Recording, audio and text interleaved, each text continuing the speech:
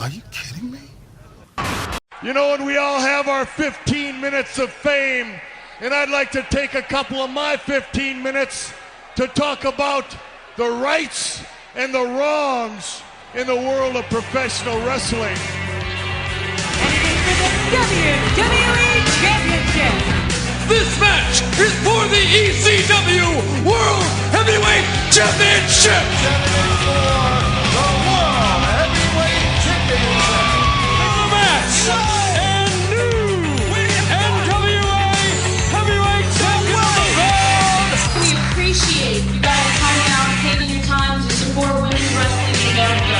This match is for the AWA World Heavyweight Wrestling Championship.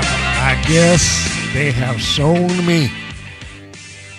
WoW has shown me. They have proved me wrong. They have made me eat my words. Kind of. The Classmaster, the most deserved person that's on that roster, has won the championship, and she and Samantha Smart now are in possession of the WoW Championship. I refuse to call it a world's title because it ain't one. But just for the sake of her personally, I do not know her, never met her, so when I say that, I'm speaking in the open tense. Just for the sake of her personally, congratulations. As I'm sure that the championship meant something to her.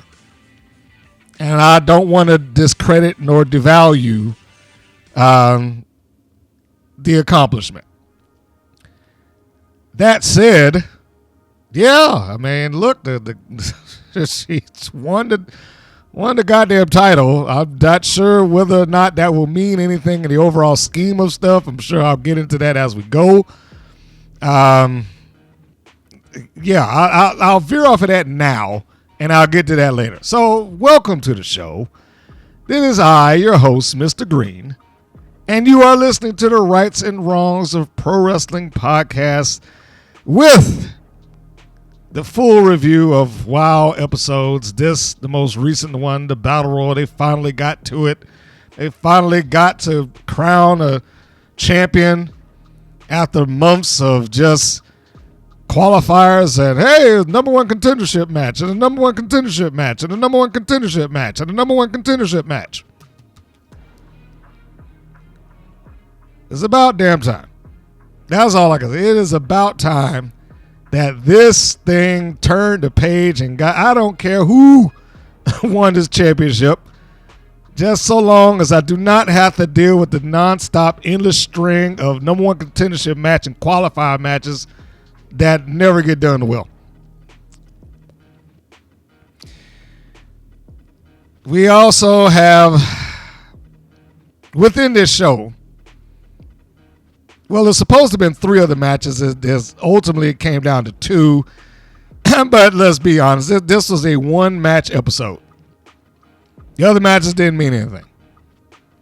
This is a one-match show, and anything of importance is basically rooted in and floated around that. Although they did have one other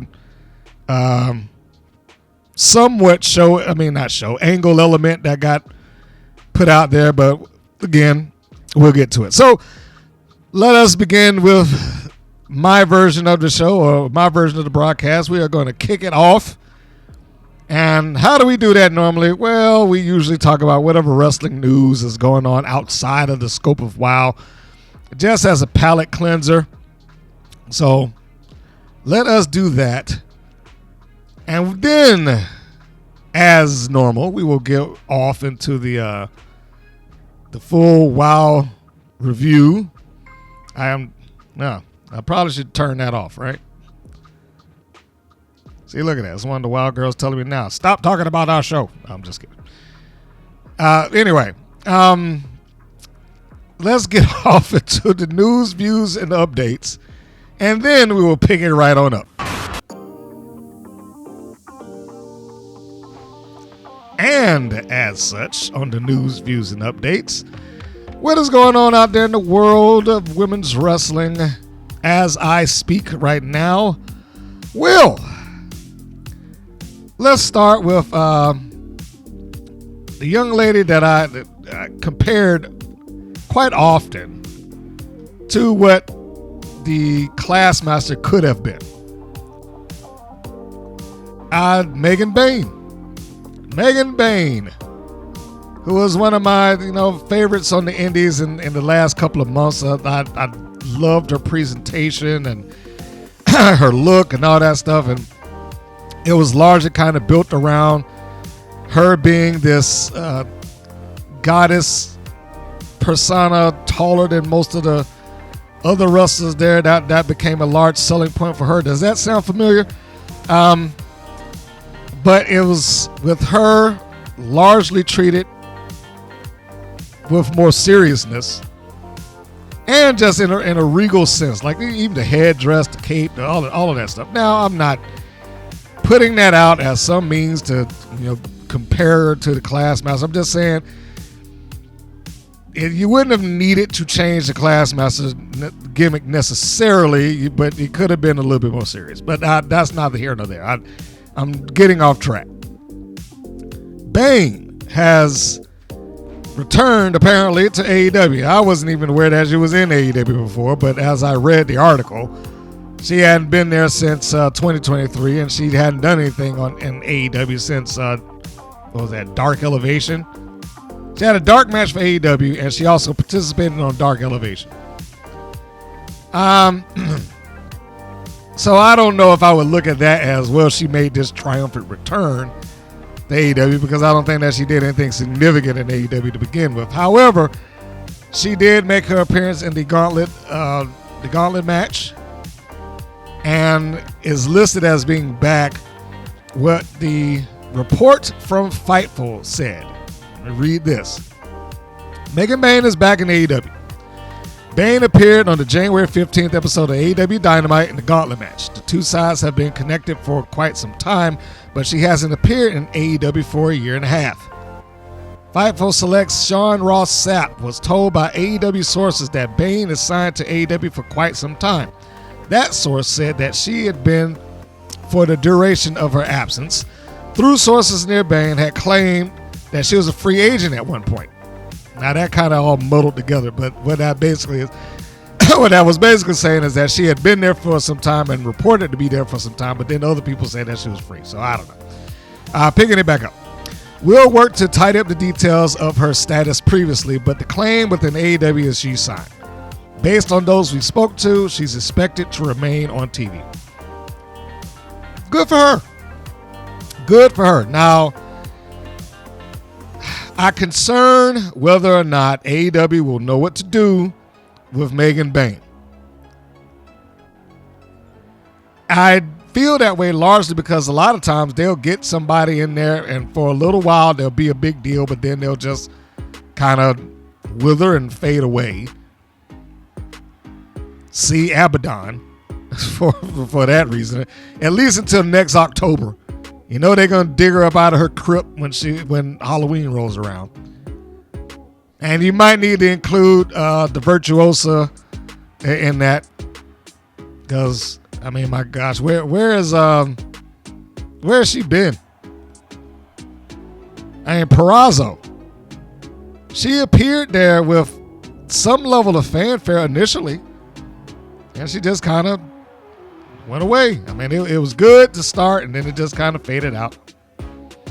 That is my concern, Ms. Bayne. Hopefully she will be able to get around that, but that is my concern. But also, I'm sure when you're on the indies and you're looking to get a ongoing paying gig in a wrestling company and in an environment that you chose to be in, and I stress that, especially when I speak about WoW, because at least a good quarter of their roster probably had no intentions of being wrestlers. They just, they answered the ad and they became that. But when you're on the indies and you're looking to do something and it's in your line of work, of course you want to go. And I'm sure that makes it a lot easier, financially speaking, in your life, where you don't have to worry about, I got to go to my real job today, down at the gym. Because 90% of them all work at some gym somewhere. But, that regardless of what I think about it, and I, like I said, I can understand the appeal. I can understand that she would want to go just for the reasons just stated. I just really hope that they do not bury her underneath the weight of that women's roster and get lost in the shuffle like so many others have before her. So, where's Camille? Now that I'm saying this out loud, where is Camille? God, man, I don't know what to say about their roster sometimes. I really don't. Anyhow, moving on. Before I get myself upset with their women's roster. We have a new women's, I shouldn't even say new. We have the first women's Intercontinental Champion. And that would be Lyra Valkyria. She has won the tournament, and she will stand as the first, go down in history as the first ever holder of the Women's Intercontinental Championship. She and Chelsea Green can sleep well at night knowing that they have made history in a company that is largely probably going to outlive them. And no matter what happens in future time, that record will be held. I am the first. And again, this is another congratulatory moment. Good on them. I wonder where it's going to lead to following this. And it came down to Valkyria and Dakota Kai, by the way. But I wonder where it's going to go from here. We already seen what Green has begun to do. No relation. We've seen her make some, I mean, I guess it wouldn't be considered open challenge because it didn't feel like it was official to the WoW storyline, for lack of a better term. But she wants to be the Diva Killer. That is like her own little thing that she wants to do. Whether that'll happen or not is a different issue, but it should be interesting to see where these two young ladies go. Congratulations to them both. They're pretty much, they needed like a women's show at this point. I don't know where they would put it because there's no WWE network. I think if there were a WWE network at this point, they probably still would have to be convinced into it, but they probably need that now just based on the amount of championships they have. Because all of them are not going to get around that all the time, and somebody's going to lose some airtime on that. And it does feel like Roxanne Perez, as we move on, is maybe moving up to the main roster now that she's dropped the championship. Bayley came to NXT and she confronted Perez. Perez showed up on SmackDown. So, don't know. don't know where that is going. You know, at this particular point, I would imagine she has a ready-made feud in front of her being Perez against Bayley. You know, and I almost feel like Perez is kind of a stand-in. And I may be reading too far to that, but you know, it's almost like she's a bit of a stand-in for what could be Izzy's storyline. Okay, you know it's going to happen at some point. Somewhere, somehow, that thing has got, is she has to either, and when I say she, I'm talking about Izzy, and for those who don't know, I'm pretty sure you do, but for those who don't know, the young lady that used to go to NXT, you know, a couple of years ago, and she was a big Bayley fan. She followed her around. Now, how they could afford to do that, that's a whole different issue, but apparently her folks either believed in and or had the money to do it. I mean, even when I went to the NXT show up here in Atlanta at Center Stage, she was there. That kid was running around Center Stage. But now she got to be late teens, early 20s. She's wrestling. She's the, what was the name of the company that, oh God. I can't even remember the last thing that she had. It was the company owned by, why am I blanking on her name? God damn, she was Serpentine. And I completely it's like I had it, and it just completed Thunder Rosa. Whew, I don't know where that went to, but yeah, Thunder Rosa. The wrestling company that she had. And Izzy is the final champion of that company. So we know that she's out there running around and she's wrestling. And it just feels like such a natural fit for her to encounter and or wrestle either, because either one of these two people would make sense. Either Sasha Banks, aka Mercedes Moné, or Bayley herself. One or the other. I think that would be the most sensible thing. And getting back to the point, Perez feels as if she could be in that role right now. And like it reminds me a bit of when Kane started his little feud with Lita and Edge when Matt Hardy was fired. Because he didn't really have any point. I mean, he was the heel up until they had some personal stuff break out. Then all of a sudden they had to flip him and make him the sympathetic babyface, and Edge and Lita had to be using him. I was like, all right, well, we know who the stand-in for Matt Hardy is in this equation. But that's what it feels like here. And I don't have anything to base that off of. I'm just saying, excuse me, I'm just saying that it could have very easily been a situation like that with the final Mission Pro Wrestling champion. That's the title that she had. I couldn't remember it, but it just popped in.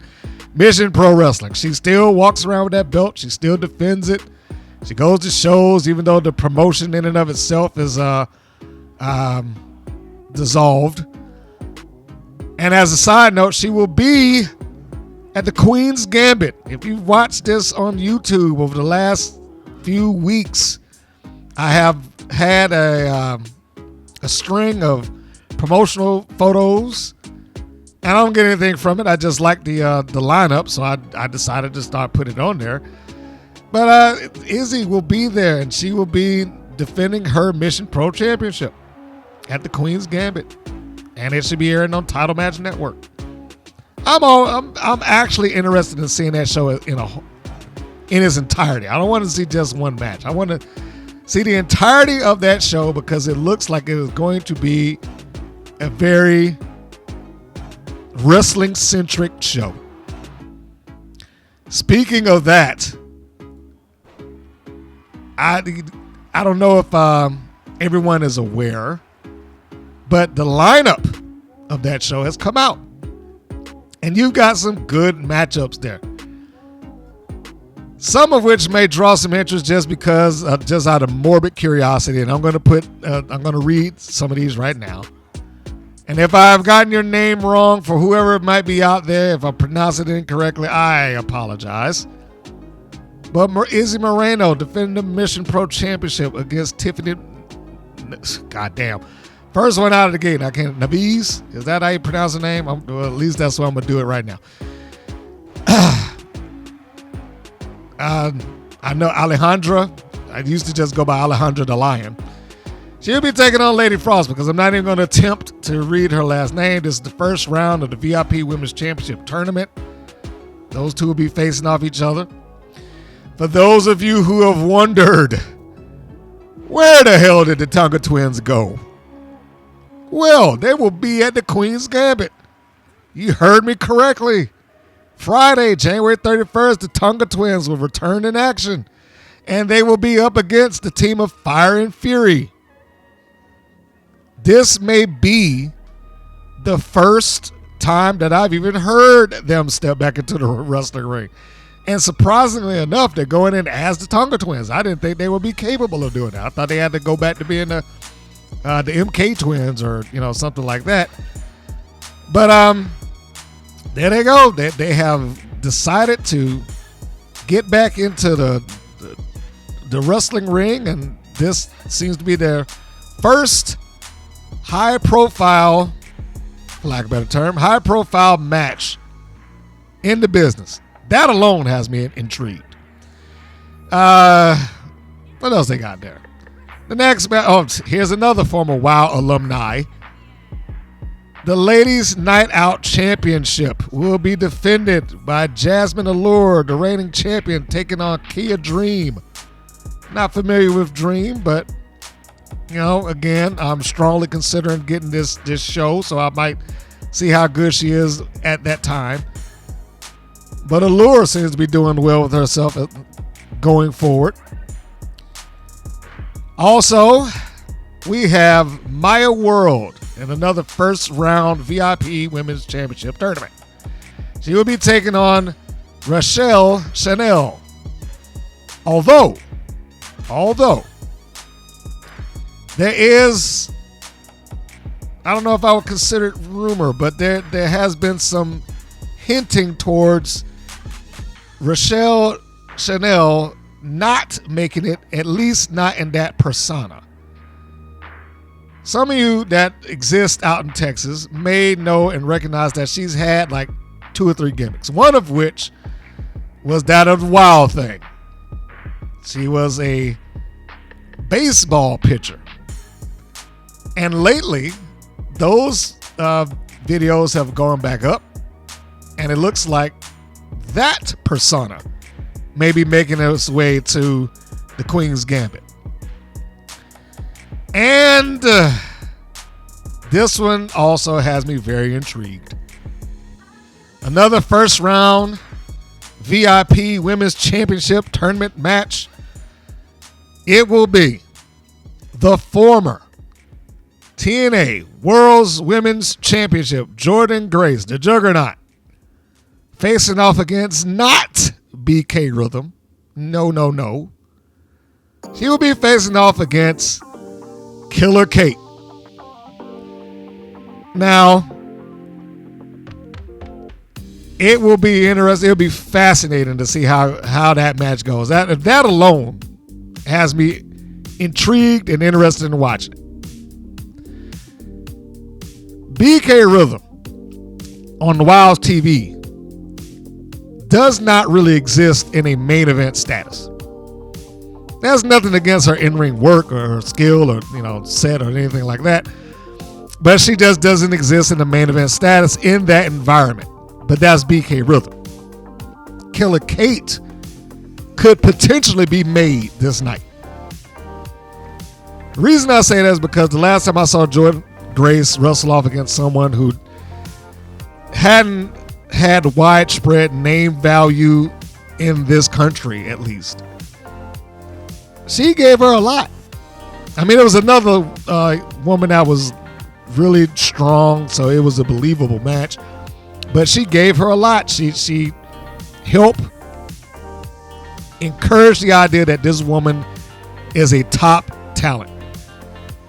And I believe that she went over to WWE. Now, was it Zara?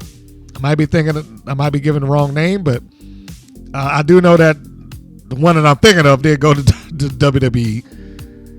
And Kate needs high-profile matches, like everybody else in the business does when they're trying to evolve and grow and go to the next level. They need high-profile matches against people who are largely considered better than them.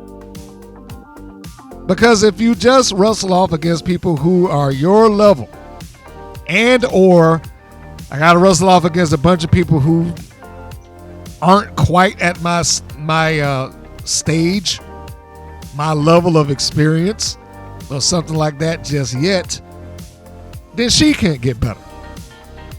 Here, I think that she will get the opportunity to grow. Now, whether she wins or not will be left up to the booker, obviously, but I think it is a chance for Killer Kate to come out on this, the opposite side of this match, looking better for it, whether she wins or loses.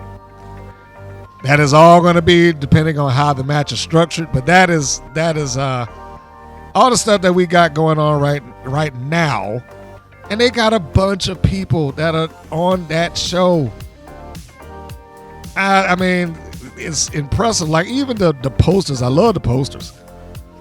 Again, if you haven't had a chance to see it, you can probably see a few of them just in the little musical segment that I have here on the podcast if you're watching on YouTube. But I'm going to name the participants as they are listed right now. I gave you the matchups, but there are a few people that haven't gotten their match as of yet. So we already said Rochelle Chanel. She might come in as a different name. We didn't mention Holiday. She is listed as being there, at least as far as the posters are concerned. The Tonga Twins, Maya World, Lady Frost, Killer Kate, Jasmine Allure, Kaya Dream, Alejandra, Quintella. I'm probably butchering her last name, so I apologize. So we'll just go back to the Lion. Raylyn. Anybody listening to this would know her as Chantilla Chella, but Raylyn, she'll be there as well. Hudson Envy. Anybody listening to this would probably know her as Spike from WoW, which really didn't do anything for her. Sorry to mention that, but it's true. It didn't really do anything for her. And London Dior. And, of course, the team of Nova Phoenix and Morgan Mercy. That would be Fire and Fury. So that should be a pretty good thing to have going forward. In the future, they have a pretty good and strong lineup amongst all of their talents, some of which are former WoW girls. I already used alumni. Let's not butcher the name. But there's a lot of them that are showing up here and very Texas-based talents. So if you get a chance, check them out. I am going to go out of my way and try to find and order that. If I do order it, then I will likely do a review on that as well. Continuing on, and in other news, the trend continues with the crossovers in NXT and TNA, and we'll get into the other news with that in a second. But Masha Slamovich made her TNA appearance. I was going to say but she made her TNA appearance, but we already had several TNA appearances. But she is there, and she's sitting in the crowd, and she's looking everybody over, or looking like she's, as she put, always watching. And she's got what over her shoulder but the TNA Women's World Championship. And, I know I said it before, but it bears repeating. At this stage of the game, the closest that I see as an arguable point to a World Championship without dispute for the women is probably the TNA World Championship. The TNA World's Knockout Championship. They labeled it World, but but that's probably the closest thing. It has gone all over the place. It certainly gets worked on the indies, and now it pops up in NXT. It's been on. It hasn't been defended on WWE proper, like main roster television, but it has been seen on main roster television when twice at the Royal Rumble. First time Mickie James, second time Jordynne Grace. So there's always the random appearances at various independents across the country, but it's been other promotions, large ones overseas. So if there's an argument to be made for World's title, this is probably going to be the one. Maybe followed by the NWA Women's World Championship. But by and large, those two, TNA has a little bit more exposure. Well, not a little. They got a lot more exposure than what the NWA does at this point. And I don't see that stopping anytime soon. Now, why do I not see that stopping anytime soon? Well, because of the other half of that. As I was just saying, TNA and WWE have released, well, I guess it would be TNA's press release. They have announced a multi-year partnership. TNA's tweet, I'm hesitant to say tweet because, it's called X, but this is from This Is TNA, their X account. Breaking. WWE and TNA Wrestling today announced a multi-year partnership aimed at creating unprecedented crossover opportunities within WWE and TNA programming for NXT superstars and TNA wrestling superstars. Now, they have a long press release, but we've already seen this happen. And when it first started, I was saying this is probably a good thing on both sides of the field. I know some other people are like, well, it was one-sided because no big star from NXT went to TNA, and that's true. But the perk of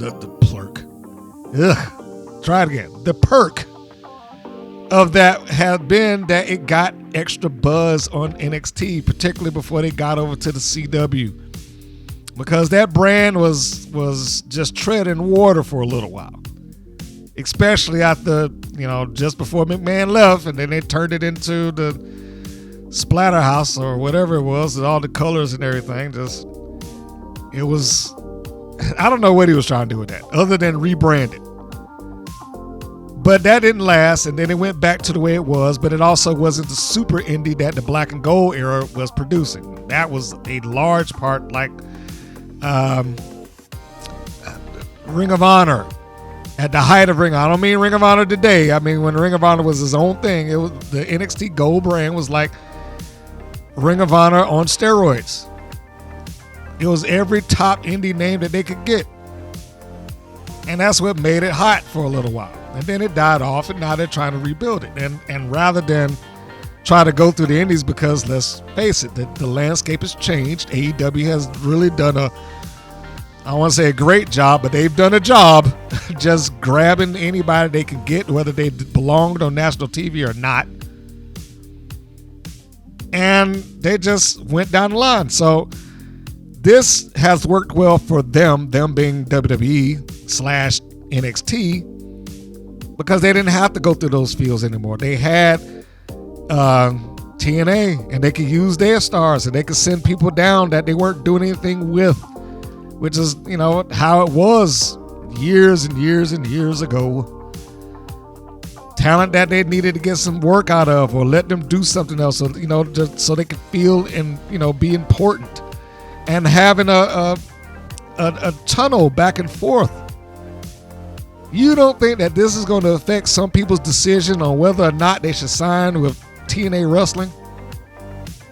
If it is perceived by the talent as a means to be able to go into WWE someday, if it's perceived as that, they're probably going to get more people than they thought they ever would. Because, okay, I can sign with TNA, and maybe one day I can get into NXT, and then I could transition up to the main roster, and et cetera, et cetera. It helps create a clear path for some of them, not all, but some of them. Even if that path isn't, has not been promised to anyone, it will probably feel that way to a fair number of talents that's out there. Not to poke at WOW, because I still haven't gotten to their review, but not to poke at them. But there's a difference between going to a wrestling promotion that has largely lined itself as being, this is your end goal, even though they haven't really done anything in a large scale as of yet. Or going to a company that has also been around for, I guess, the same amount of years. Well, no, I'm not even going to say the same amount of years, because TNA has been existing nonstop. Regardless of what ups and downs and ins and outs and good and bad that they had, they've existed nonstop. WOW has not done that. But they also are now creating, for those people overseas, a lot of them perceive TNA as being as an end location for them to go, because they didn't get the chance to see WWE wrestling as often or as frequent. I had just been told that by somebody who was overseas not all that long ago. They was like, you don't understand. TNA was just a more readily accessible wrestling program, so it became kind of a bigger deal here. I was like, okay. And that makes sense. because I think WWE was largely behind like a paywall or cable, or their version of it. But getting back to the point is that let's just say that there's a talent on the indie circuit right now. Let's use what's her name, Jada Spark, and let's say that she's being courted by TNA, the NWA, and WOW. Now, there's nothing wrong with either companies, but if she's looking to go someplace that's going to give her the best opportunity to go further with her time, her talent, the people that she works against, the levels that she's going to be at, travel, do pay-per-view, potentially work against some of her heroes, or knock off some dream matches perhaps. If those things are important to you, and they're going to have to be important for you to make a decision like that. If those things are important to you, then what would you think that she was signed? She's probably not going to go with NWA, because aside from the fact it's the NWA, I don't even know how they produce that stuff now. They shoot a pay-per-view and then they just chop up a bunch of clips into episodes from that. That's almost worse than how WOW is produced. The only thing that gives them any sort of pause is that they do it, throughout the year, whereas WOW just did the one and they just kind of moved on. But if she were going to sign amongst the three that I mentioned, it would probably be TNA. Why? Because there seems to at least be the potential. I won't say that is guaranteed, but the potential for their talent to go and possibly move up the ladder when they are done in TNA's, roster. Like when they've been there long enough, as Jordan Grace has, they might be able to just move on and go to the next thing. Now I'm gonna read a little bit of this, of their press release. And they kind of subtitled NXT superstars and TNA wrestling stars to appear across weekly WWE and TNA programming, WWE premium live events, and TNA pay-per-views. This came out on the 16th. WWE, part of TKO Group Holdings, and TNA Wrestling, one of the world's top wrestling brands and subsidiary of Anthem Sports and Entertainment, today announced a multi-year partnership aimed at creating unprecedented crossover opportunities within the WWE and TNA programming for NXT superstars and TNA wrestling stars. The agreement will enable talent to garner additional exposure across key WWE and TNA programming, including weekly flagship shows such as NXT, which airs live on the CW, and TNA Impact, select WWE premium live events, and TNA pay-per-views, in turn bolstering their in-ring development with exposure to world-class talent and coaching. I like that phrase that they put there, because that I totally agree with. Bolster their in-ring development with exposure to world-class talent and coaching. That cannot be understated. That cannot be understated. I will not go into making shots at anybody now. Let me finish. Let me continue on. The historic relationship demonstrates that collaboration and competition do not have to be mutually exclusive, said Ariel Shearner, Vice President of Content and Distribution for TNA Wrestling and Anthem Sports and Entertainment. Our partnership allows the TNA Wrestling brand and its incredible athletes to reach significantly, make sure I'm not muttering my words, a significantly wider audience while giving WWE and NXT stars an opportunity to cross the line and gain valuable experience as they join forces with one of the most talented rosters in professional wrestling today. The response to our collaboration over the past year has been tremendous, and both companies have benefited, but the fans have reaped the greatest awards from this talent crossover and working relationship. We look forward to growing and evolving our partnership with TNA Wrestling and its outstanding group of athletes by creating new opportunities to further the development of our talent and elevate the viewer experience at home, said WWE Senior Vice President of Talent Development Creative, Shawn Michaels. Former TNA Knockouts World Champion Jordan Grace and Joe Hendry frequently appeared on NXT programming in 2024, highlighted by an NXT Championship match featuring Hendry and Ethan Page at No Mercy, and an NXT Women's Championship match featuring Grace and Roxanne Perez at Battleground. Many NXT superstars have also crossed the line into TNA wrestling, including Wes Lee's short-lived reunion with the Rascals, Charlie Dempsey and the No Quarter Catch Crew, Riley Osborne, Dante Chen, Gallus, Adriana Grace, Tatum Paxley, Izzy Dame, Wendy Chu, Brynlee Reese, and more. TNA Wrestling airs on Access TV in the U.S. in addition to being distributed internationally. Okay, that's not important. So there we go. I mean, what else can I say? I think they pretty much had it wrapped up very concisely there. It's not necessarily about whether they're going to have, it's TNA versus NXT. It's not necessarily about that. The best line in this press release is the one that I stopped reading for. The response to our collaboration over this past year has been tremendous, and both have benefited. That much is true.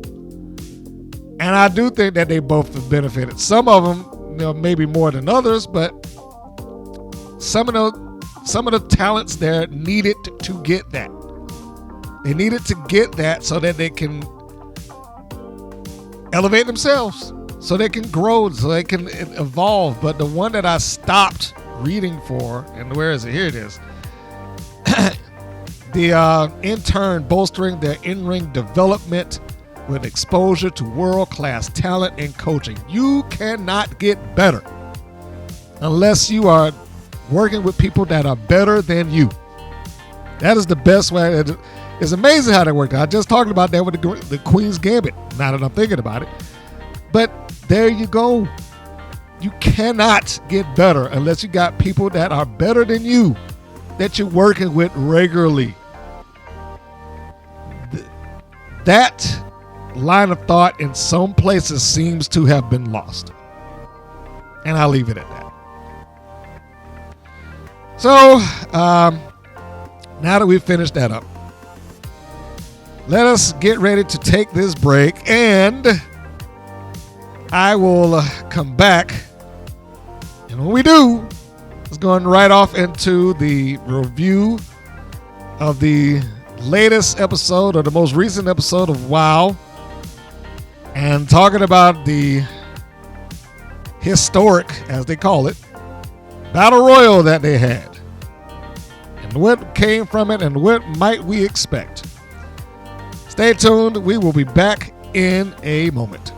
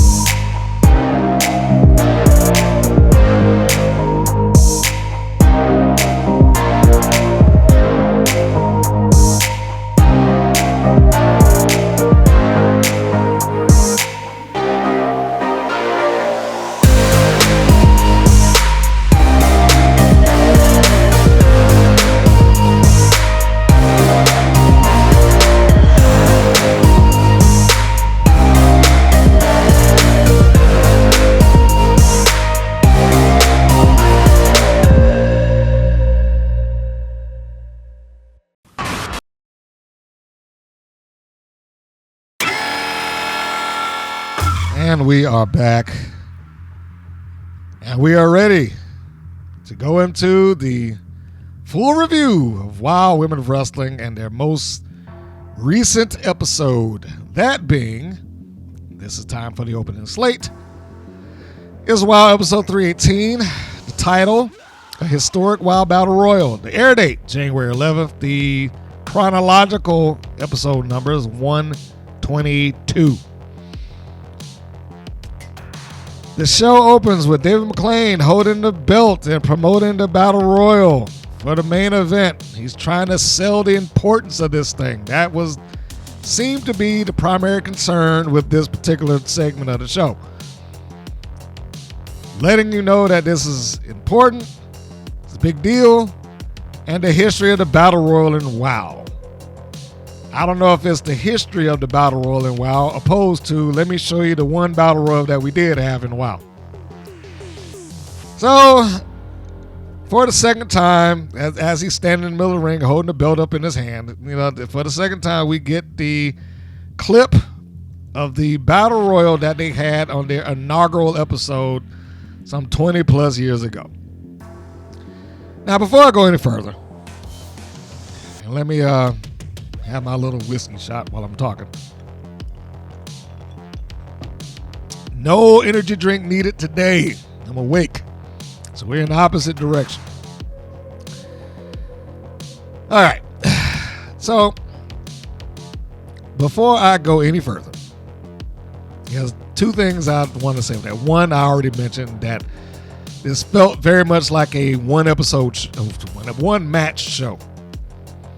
That's what it felt like. It felt like a one-match show, at least for me. Yes, there was some other angle tie-ins underneath the Battle Royal, but nothing felt important. The Battle Royal, to its credit, felt important to that show.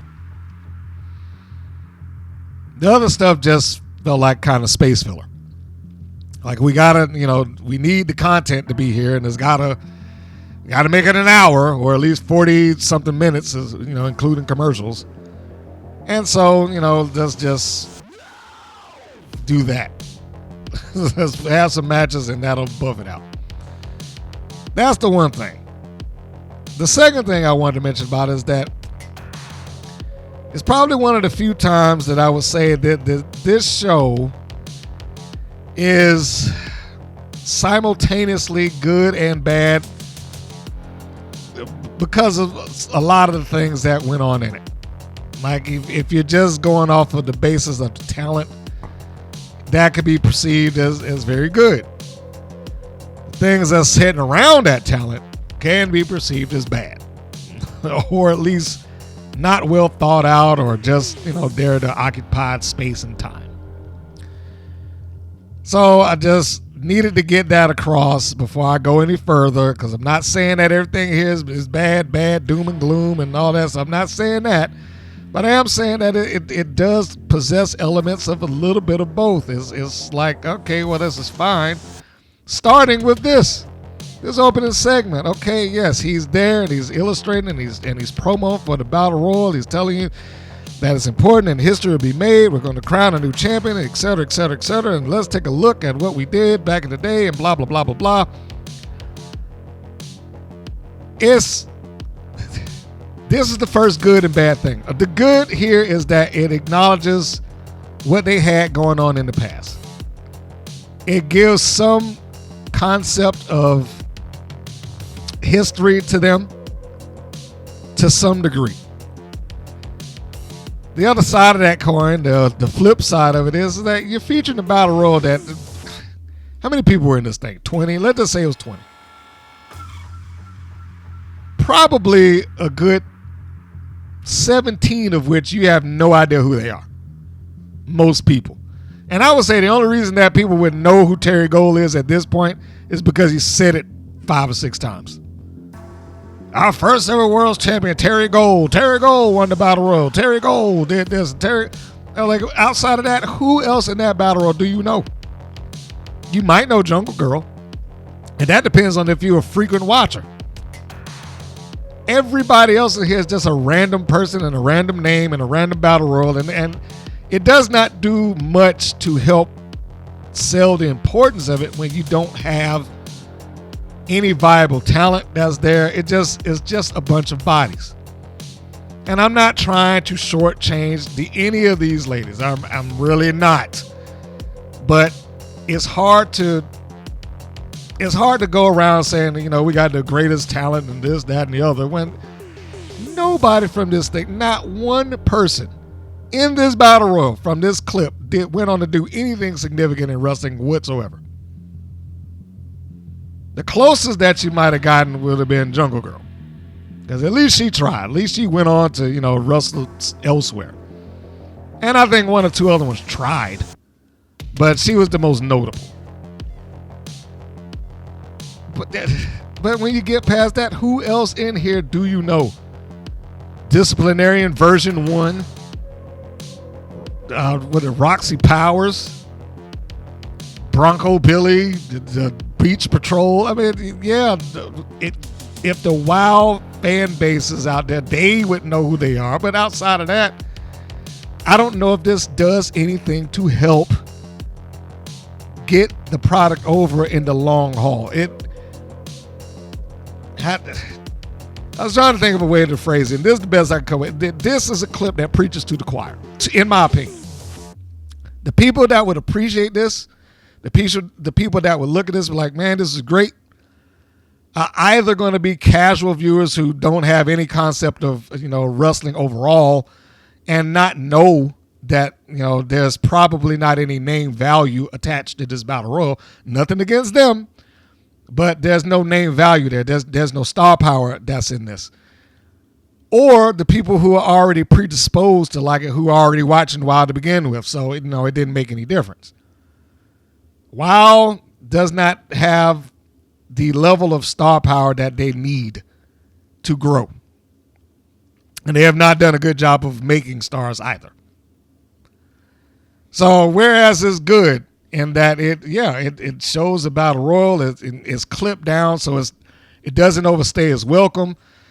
It looks very chaotic. You got a lot of colorful faces and outfits and stuff like that. And on that side of it, it's good. On the side of it where you're just looking at the people being thrown and like I said, the outfits, the colorful personalities and all that stuff, yes, on that side of things, it's a good thing to have. And it's good to show and be seen. But when you get past that, it just doesn't happen. And for him to talk about Terry Gold in glowing terms, yes, is good. My only problem is that, again, what has Terry Gold done? Within wrestling, I mean. It would mean more to show this footage in the overall scheme of things. It would mean more if Terry Gold had gone on to be a bigger star, if Terry Gold had even wrestled longer and had more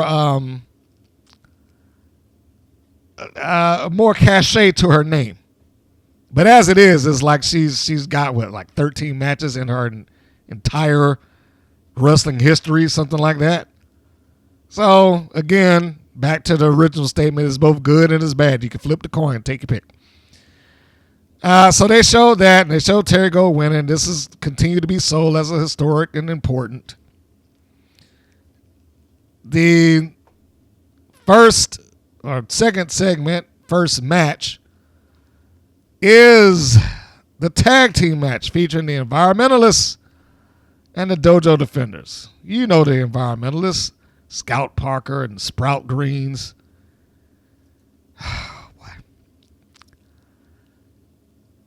I actually appreciate Scout Parker, but her being in this thing doesn't help her, nor does this help the show, other than for people to be like, look at this stuff. This is fun. This is funny. And the reason I say that I appreciate her is because it would have been very easy for Scout Parker to fall into the trap that her colleague and tag partner are doing, the overacting, this is how wrestlers are supposed to be, I'm gonna kick your ass, and yeah, look at me, that persona, because you get a lot of that. out of WoW. Every so often when you get them that come directly out of the school of WoW, they'll have something along those lines where it's just let me play the role of this wrestling persona that I'm supposed to be, because that's what they hired me for.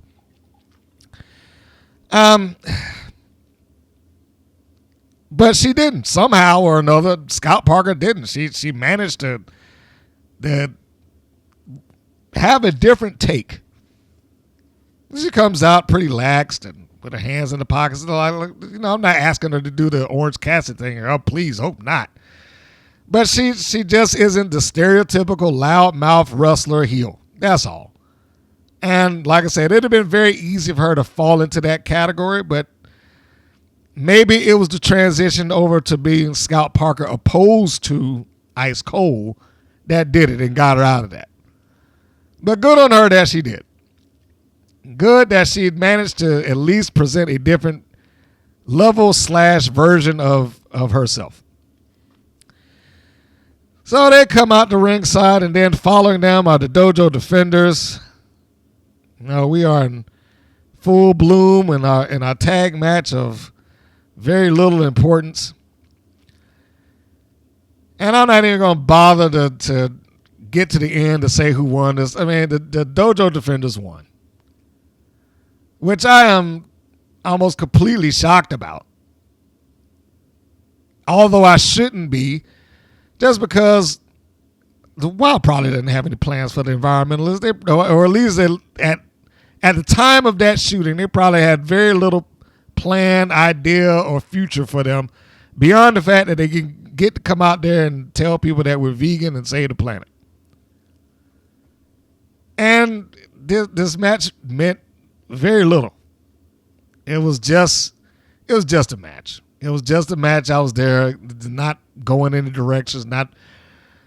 It's not building the Environmentalists, certainly, because they lost. One match in. How am I supposed to take Scout Parker as this revolution or this reinvention of a character or a personality that's going to help get her the wins that she needs? She's lost twice already. She's lost in a debut match, won a tag match, and now she's lost another one. Where was this supposed to go? And I don't get that.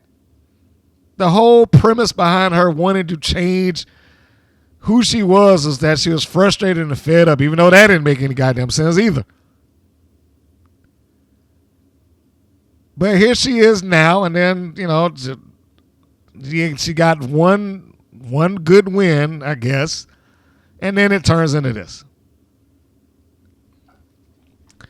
I guess the Dojo Defenders needed to have something before, Tara Strike walks out to the ring with Boo Boo Job face again. Or maybe that's just how she sells. I don't know. But there's there's other things that took place in the match that I don't know what was going on here. The one that I'm talking about is the Environmentalists have Tara Strike in the middle of the ring. They flip her over towards her corner, which was probably a dumb mistake by the both of them. Both of them have to share blame on that they sent their opponent right into their corner, where she probably could have just reached her arm up and tagged if she really wanted to. But what wound up happening is that because it wasn't time for the tag, she had to scoot herself back into place so that a low crossbody from Sprout Greens came up and caught her. And then when Sprout didn't get that, she just hopped up, punched Kai off the apron, and then went back to the attack.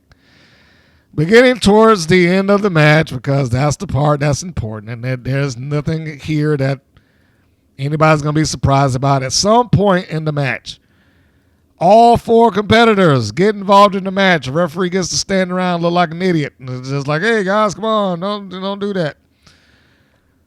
The heels shoot the baby faces off. They both go into the ropes. Both heels duck down, assumably going for a back body drop. They get caught in dueling sunset flips. 1, 2, 3, and the defenders win And I don't know what this little thing was. Like the second that happened, Sprout Greens is up, and you can see she's yelling at at Scout Parker. I mean, she looks pissed off. I was like, they just started this team. Are they already planting seeds of dissension? Please tell me she just went off script and decided that, well, this is how I'm supposed to react. But they just got together. I mean, this team just got formed, and she's already, what are you doing? What happened? You know, they're like, God damn.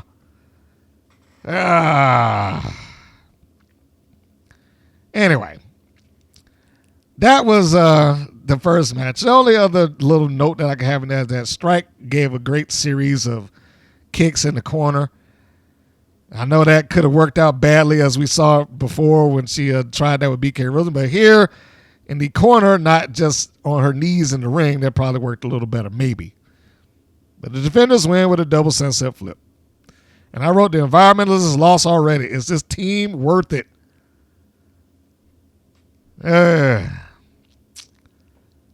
So out of that, the next segment, Lana Star with Penelope Pink and HollySwag walking down the hallway. Now, keep in mind that this is set up by the commentators. Let's go see the whoever. And they cut promos. Now, their promos are good. You know, Lana Star is not a perfect manager, but she's probably the best manager that WoW has. And she's fits the narrative of what she's supposed to be doing. And this is one of those things, it's a small comment, but it was an important comment in my opinion. So they're coming down the hallway and they're doing their promos, and Lana cuts her, promo about the championship's basically coming back home to my mantle, and, when one of my ladies wins the title, etc. So that's not verbatim, by the way. And then both Swag and Pink, they are good here. They Pink says something to the effect of, she'll be a 2-time champion, and, I had it once and get it back. Swag's like, oh, yeah, well, you won't mind if I get it then. And so they already teased a little bit of dissension, but Star was good in that she just like, I don't care which one he wins. And I love that. I absolutely love that, because she shouldn't care. I do not care which one of you wins and brings me the championship, so long as you bring me the championship. And that's where she should be. That is exactly what she should be. She should be the heel manager. And it didn't make any difference to me which one of y'all get the job done, so long as the job is done.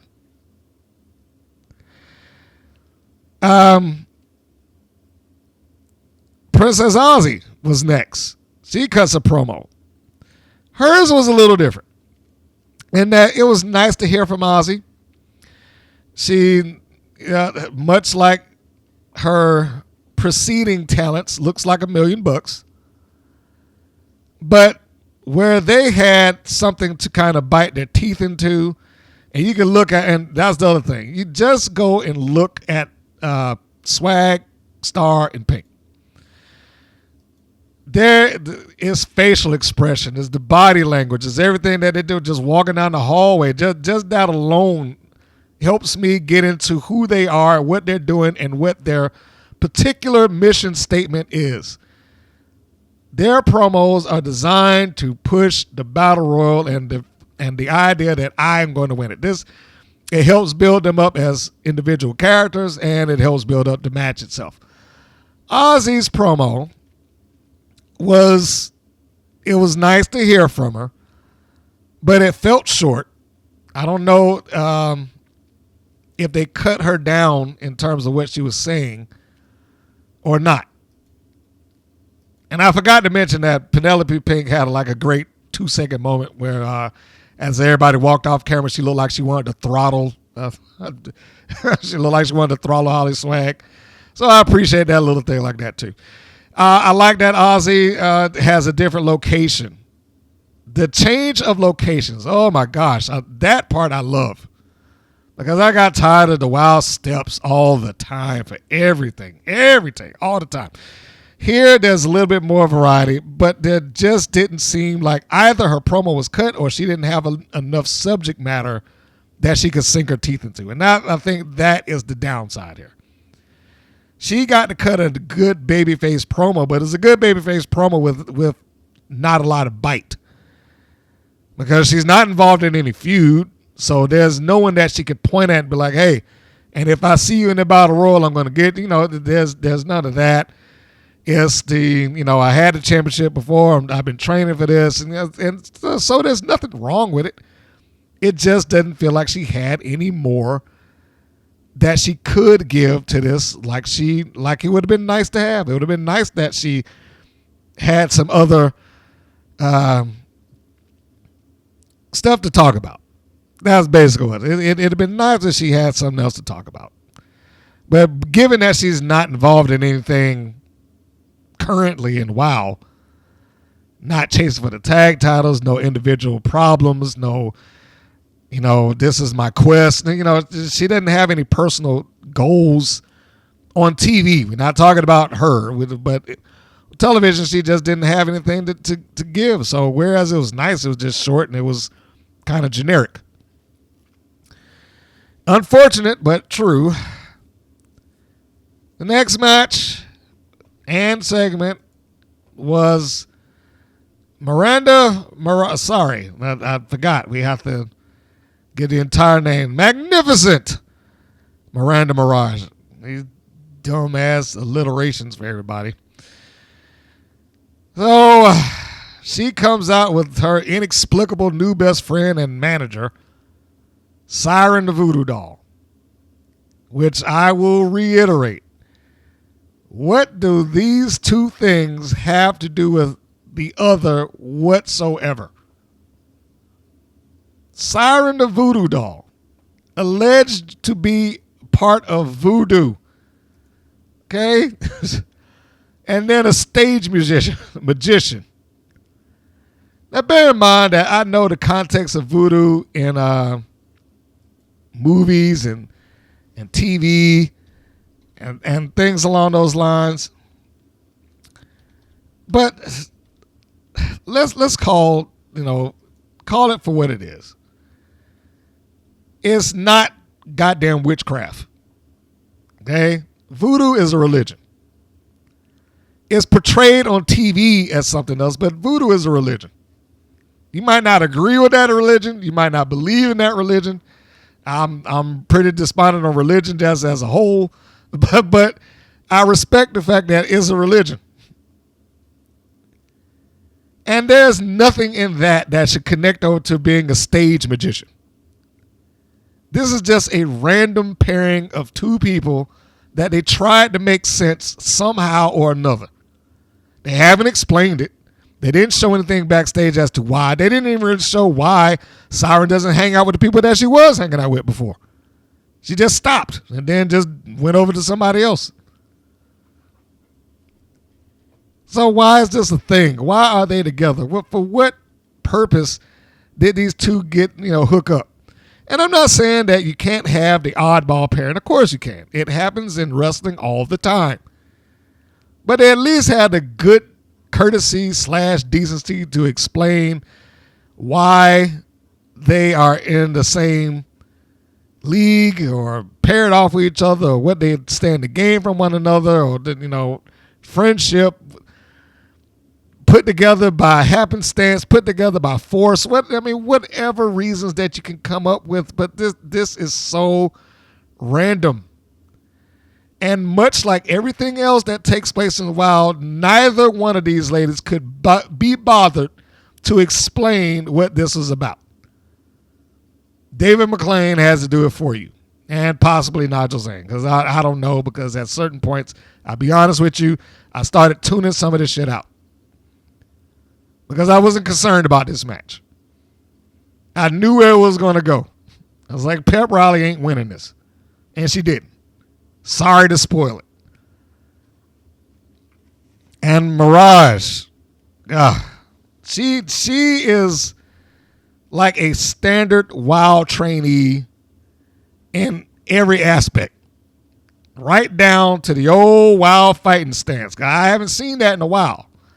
It was amazing. Like, once I called it out, I was like, hey, if the wild fighting stance, when they just stand up there with their hands, above just underneath their chin, as they circle around and get ready to do some sort of lockup.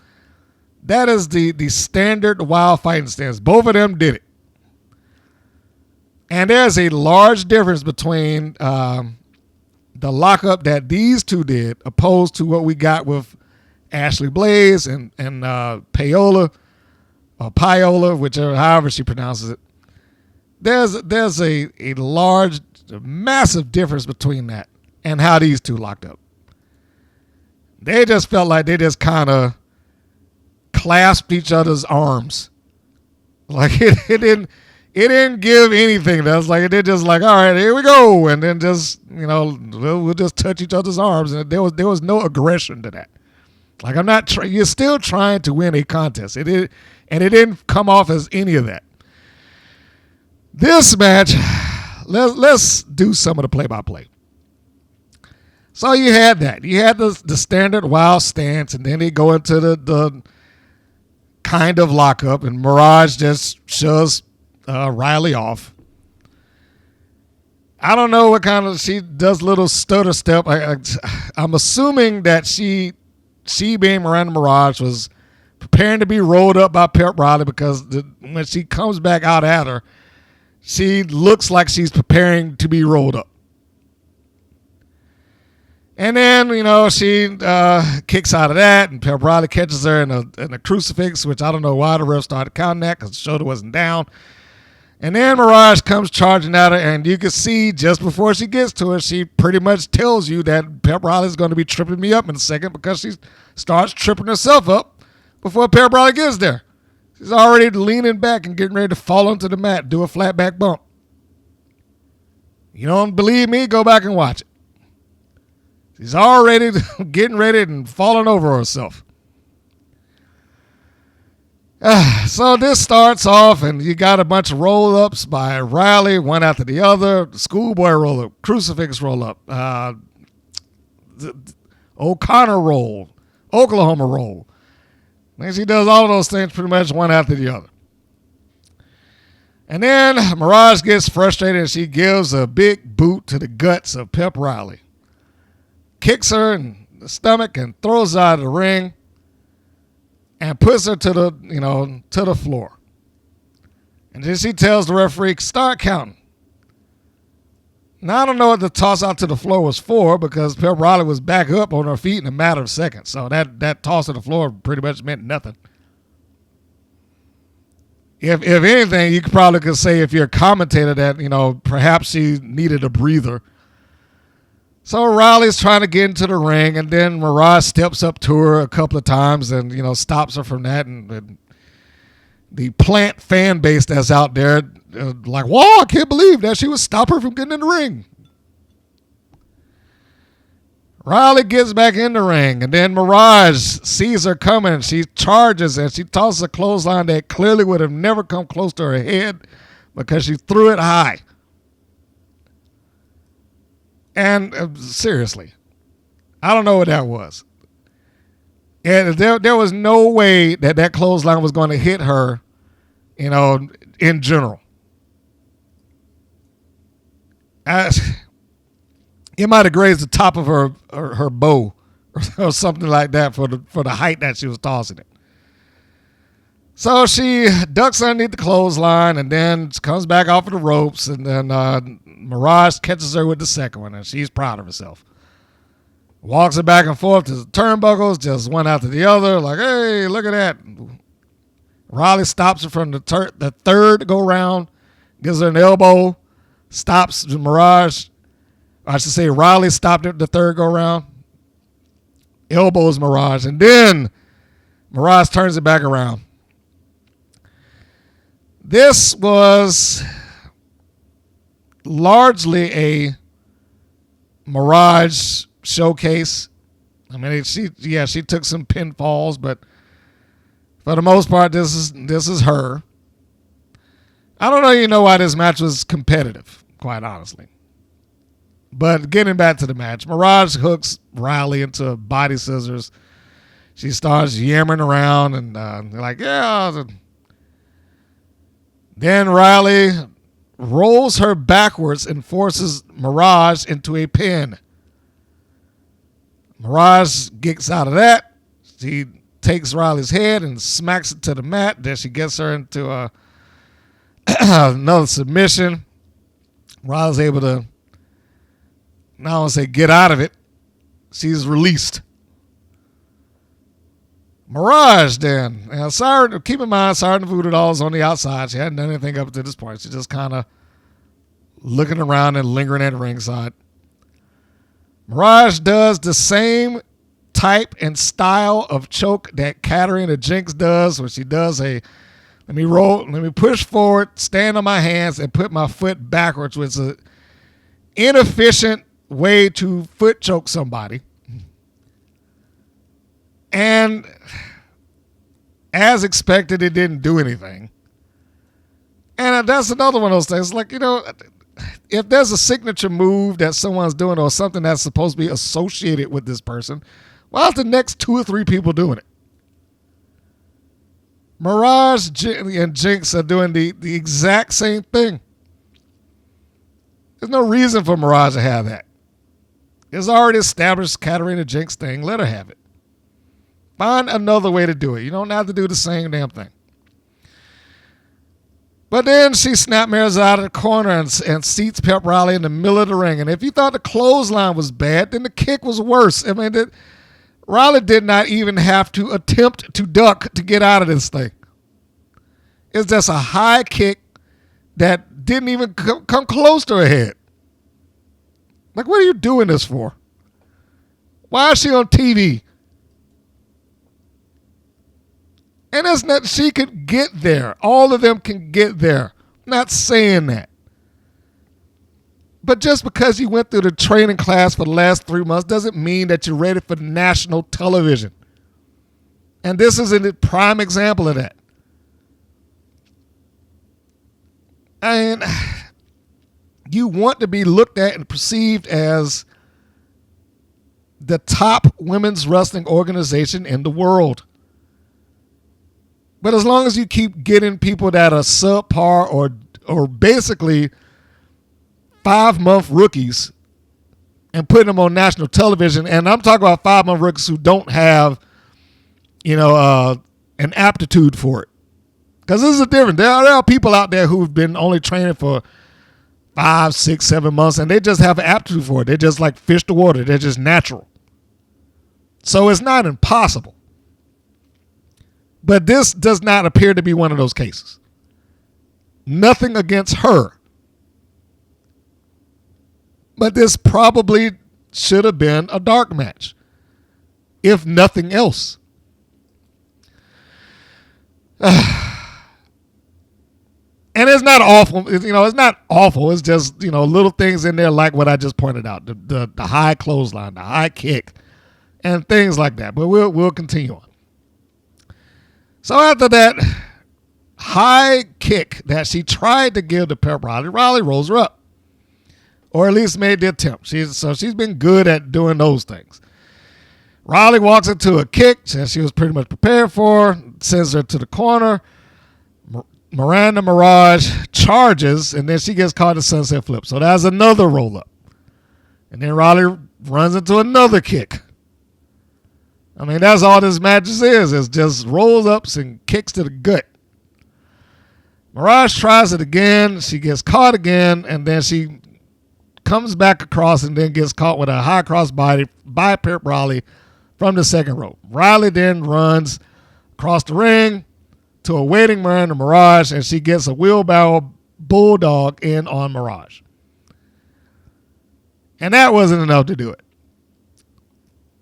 So she's saying, that's not a 3 count. Now, here's the positive here. Riley, this may have been the best version of her that I've seen. I still don't think it should have been a back and forth match just based on, how she's been. And if she was going to start, suddenly being competitive or at least fighting to be competitive, And, that could have been something made out of that. But as it was, of course, it's not. So, it's just another match. So after the roll-up, after the, I shouldn't say the roll-up, after the Bulldog and the kick-out, Riley then gets ready to go towards the rope to do who knows what, and she sees Siren the Voodoo doll standing there. So she stops. She's like pointing out, like, oh, you. It's like, you need to get back or whatever. Now, this is another one of those cases of what did the heel do? She's just there. She didn't interfere. She didn't grab her leg. She didn't hit her in the back. She didn't cast a spell. She didn't do anything. She was just there, and her presence alone was enough to distract her. Now, I can understand if it were some big bruiser that was standing there that, threatening her or something like that, but it was a literal case of Siren just kind of being there. And if she was threatening her, we didn't see it. It didn't come off that way. It just came off like she was getting ready to go to the ropes and it was like, hey, you're standing there. Get back. So the second she does that, then Mirage leaps up and she gets Riley in a full Nelson and then brings a knee lift into her gut, which sets Riley, or bends her over. I was about to say set her down, but it bends her over just long enough for Mirage to run into the ropes and hit Riley with an axe kick, or kind of hit her with an axe kick. I didn't bring this down to the second, but it looked like Riley was about to just drop before that kick touched her back in the first place. So she goes down, and much like most other Wild competitors does, the second she does it, she being Mirage, she goes and, hey, look at me. And then she pins Riley. And she's like, I won. This was a match. That's pretty much all I can call it. At some point, I don't know why the commentators called Riley's Bulldog a DDT. I was like, okay, no, not. I didn't see a single DDT in this match. I don't know why he called it that, but I wasn't going to get on him too badly about it because every once in a while that will happen. You have a slip of the tongue. Your mind doesn't register it as quickly, and that's the thing that pops up in your database in your head. So can't really get on him for that. I've done it too. I understand. But after the match, Mirage and Siren just decide to beat Riley up and toss her out of the ring. Of course, now this is coming out of the same company or the same person like, yeah, we want fair play here in WoW or, whatever. We don't want anybody just doing things unfairly here at WoW. That's why I banned Adriana Gambino because, we want an even playing field. Now, everybody else, you do it what you want to do. If you want to beat up somebody, then do it. And that's what they did. They beat Riley up, tossed her out of the ring, and then that was that. Until Chainsaw comes down, and she decides to finally do something in relation to this ongoing, seemingly never-ending storyline. So she comes charging down the ringside. She gets into the ring, and here I go again. At what point did they have this falling out? They being Siren and Chainsaw. It has not been explained. They were good with each other a couple of weeks ago. So where is this coming from that she is just willing to do that? I'm not saying that she shouldn't be if she is infatuated or wants to be friends with or whatever definition that Riley and Chainsaw may have. Why is Chainsaw now suddenly perfectly willing to attack her former friend / tag team partner? Why did Siren leave her in the first place? But anyway, she comes down. She being Chainsaw. Then she looks at her and choke slams Siren the Voodoo doll. Meanwhile, Miranda Mirage is standing there doing nothing but watching it. And then when Siren goes down and she is on the mat and incapacitated, then the Miranda Mirage has the bright idea that maybe I should help. So she goes over there to try to stop Chainsaw or attack her, and then she gets caught in a chokeslam, and she's chokeslam on top of Siren. Once that happens, Chainsaw gets out of the ring, picks up Pep Riley and carries her off, Beauty and the Beast, and they just wandered off into the back. I have no idea what went on past that point. Maybe they'll do some follow-up. I don't know. It would not surprise me in the least, quite honestly, if that angle just got dropped right here at this point and was done. It would not shock me. I hope that it doesn't, but it would not shock me in the least if they just like, yeah, they're best friends now, the tag team. And no rhyme, reason, explanation, just a couple of flowers between the two of them, and now we're partners. But no, I didn't like this match. I liked it for Pep Riley. That's why I said this show is both good and bad. Like, in Pep Riley's sake, when I'm looking at it for her benefit, yes, especially if it helps build her towards something, which I doubt. But if it builds her towards something, then I can see that. In the case of Mirage, I don't want to insult this young lady. I don't know her. But she probably needs some more time to get what she's doing down and be more fluid with what she's doing and not look as stiff and rehearsed and like she's thinking about what's the next move that I'm supposed to be doing here. She doesn't come across like this is a natural function for her.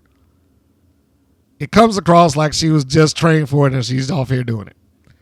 And perhaps without a significant amount of time to practice, she'd probably be worse.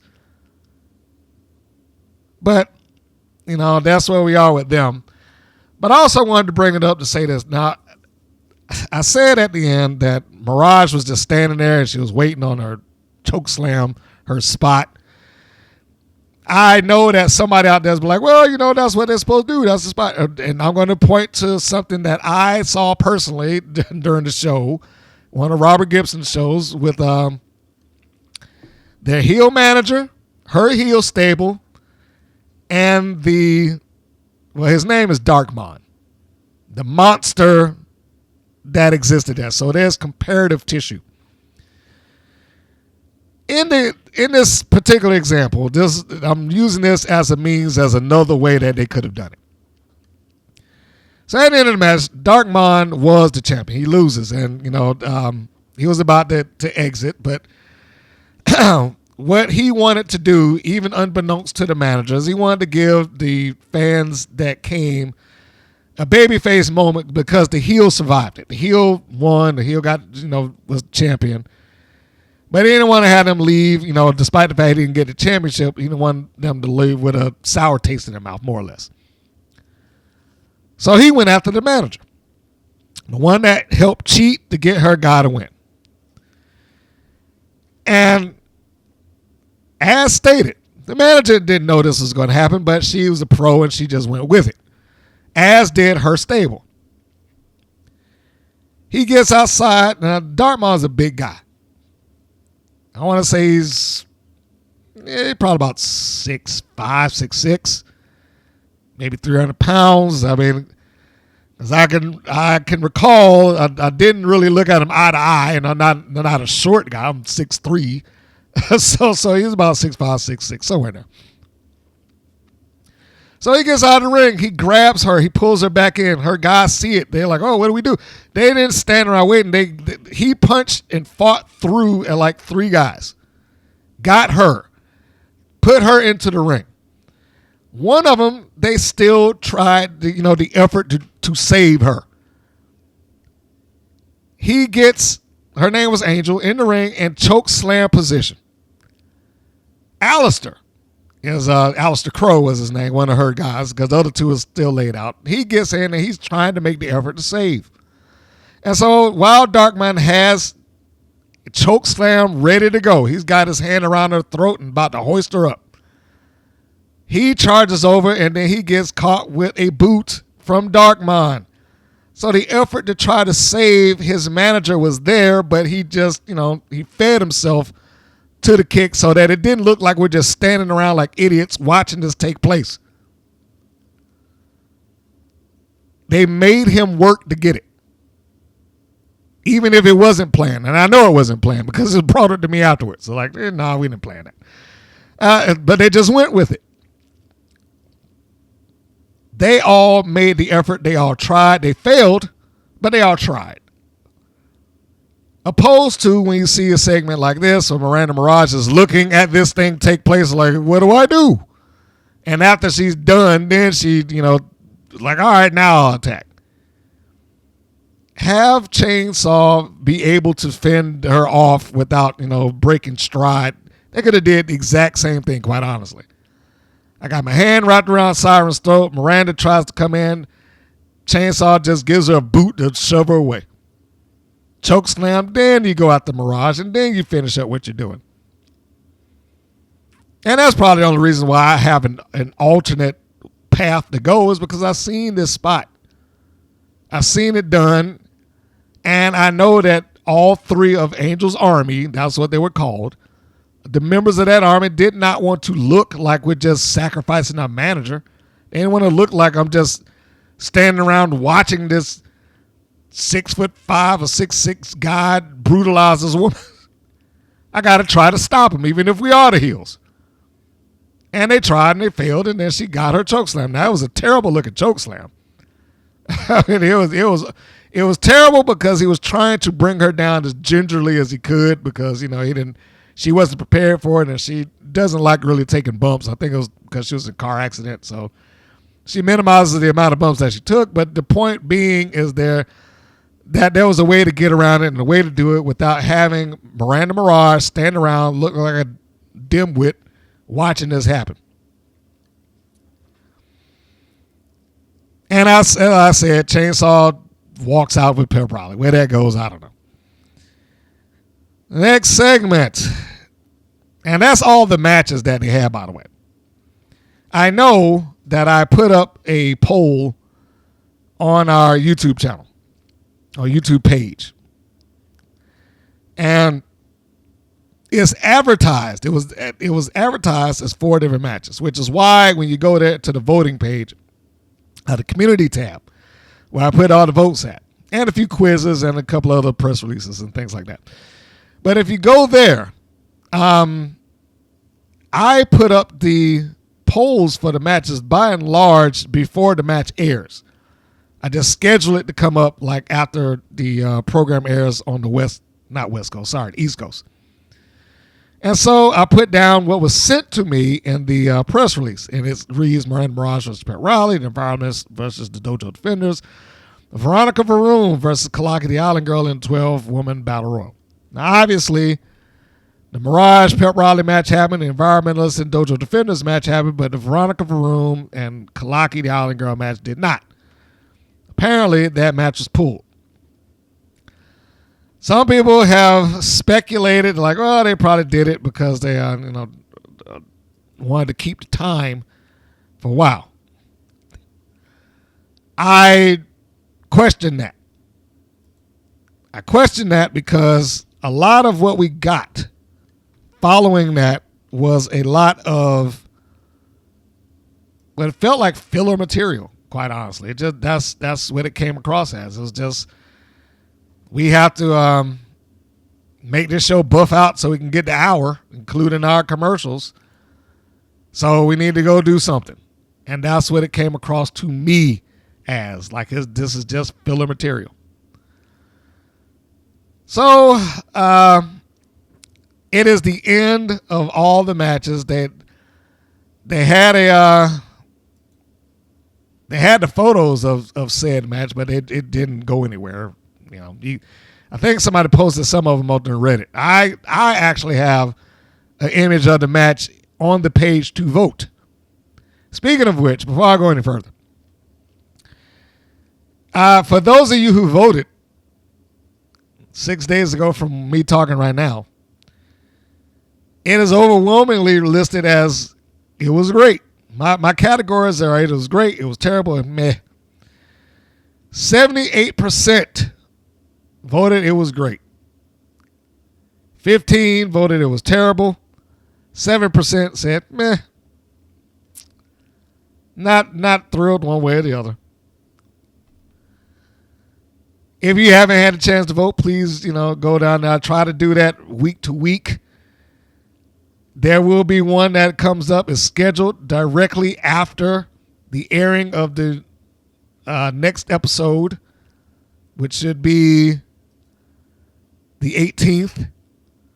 And it will go live midnight the 19th. Like when the clock turns 12 East Coast time, 12 a.m., it will release the next poll. You can vote there. Where was I? Getting back to where I was. I was talking about Genesis and no, I wasn't talking about Genesis. I was about to talk about Genesis in the promo that's coming up.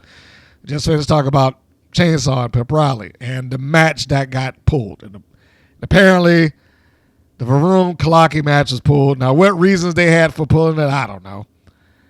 Either they just decided to fill the time with a whole bunch of other stuff, or the match was terrible. I could not give you a reasonable answer to that. So, it is what it is. So the next segment, as I was going, back on track. No third match, but we got plenty of other filler crap to go through. I shouldn't call it crap. Let me be nice. Filler material. And one of those is Genesis promo. She cuts a good one. But I don't know what is the story with Genesis now. Is she still supposed to be a heel?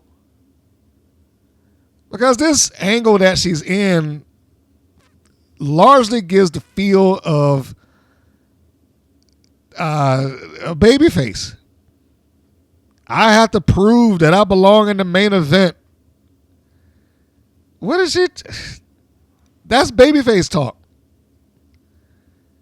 She's not saying that I belong there and you people will finally understand that I'm, top of the mountain and I'm going to get the Wild Championship like I deserve. She speaks with a lot of conviction, but what she's saying does not match the presentation that Genesis has had. She comes across like somebody who's just trying to win. Even though she's being listed as heel, she hasn't really given that. She has it in a match every once in a while, but these promos don't match that.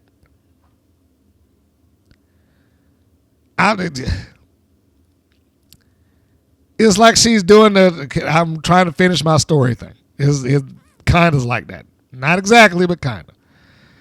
But I'm not sure that she should have included this in her promo, especially if she knew that she wasn't going to win.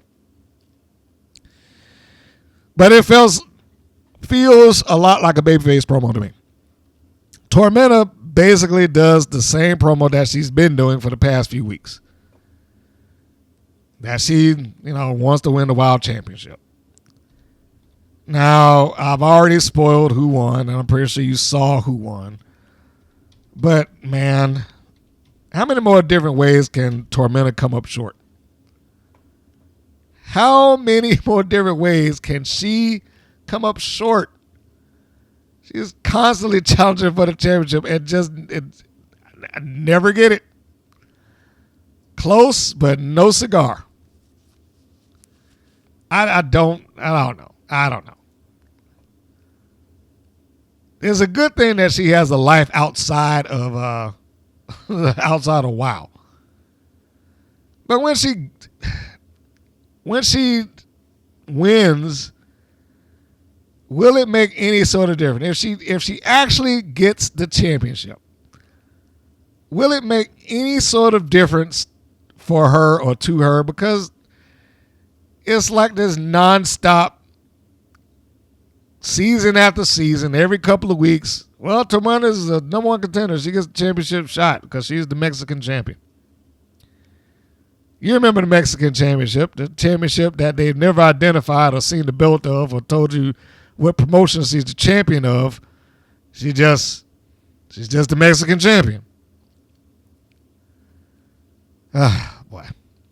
So anyhow, she does that. Like I said, not a lot of change. There's some subtitles. You can read it through. And the third component of this was Samantha Smart cutting a promo to inspire the Classmaster to win their belt. Like, I win, you win, we win, or some nonsense like that. And I will just stop to say, following the show, then all of a sudden, what did I call him? Maestro. Maestro. Suddenly decided, like, oh, yeah, they told you who was going to win with that up front. See, when Samantha Smart walked out and she did that, and I was like, well, everybody came out and fucking cut a promo like that. No, there was a drop, it was a hint, and this, I was like, oh, God. See, he started looking into stuff deeper than he needed to again. And I told you that before. I was like, once he has decided that something's wrong with the show, he'll find something wrong in everything. Everything. And this was no different. But that was the big one that stood out to me, is that suddenly now he was able to decipher who was going to win because of the promos. He's a good guy, but he was a little bit off there. The next segment is the video package. And I don't know what the hell this thing was. That's why the theme of this review is that it's both good and it's bad. And allow me to elaborate and explain. The next segment that I speak of is the, I guess, wow, inspirational package. I don't know what you would call this.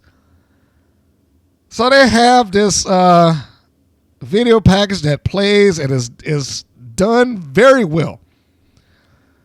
And so I want to give credit to the editors that put this together for the most part, except for the last 2 seconds of it, the last 5 seconds of it. And it looks good. It looks like an infomercial for WoW and its talent and the action that you will get if you tune into the show week to week. The stars that we have, and this, that, and the other. That's what it felt like. Until it got to the voiceover at the end, where it's Dave McClain to be yourself and win. Like, what? I'm sorry. As nice as this package looked, I was like, where did that come from? What in this video package is relative to being something, believing yourself and win? Oh, when all I'm saying is people getting drop kicked in the face and clothesline and punched and this, that, and the other. It's like, why is this what was this supposed to be? I really didn't get it. I was like, what was this supposed to be? It's like the theme of the video package and the voiceover at the end they weren't at complete odds with each other, but just watch it. High crossbody, clotheslines, the cutters, double suplexes. Now, granted, you still got some stuff in there that doesn't make any kind of sense. While like Americana stand on the mountain cliff looking at her son and her phone. I'm surprised she didn't walk out there with a framed photo like she had in the past. But yeah, barring those little segments and things like that, this felt more like it should have been infomercial for the promotion or the show, rather than let's find a way to work in our motto. The motto that we never use any other time of day or any other episode or any other course of the 3 years that we've been in existence. We might have mentioned once. And I say might have. And I'm not even talking about when they brought it up as relation to Sophia Lopez's, situation at the time. It didn't fit for me. It just did not fit. After all of that, then it's like, be yourself. Be whatever the fuck. I don't know. Just be strong and win. And they show this lady standing at the top of the mountain, which I assume to be Americana. I can't tell.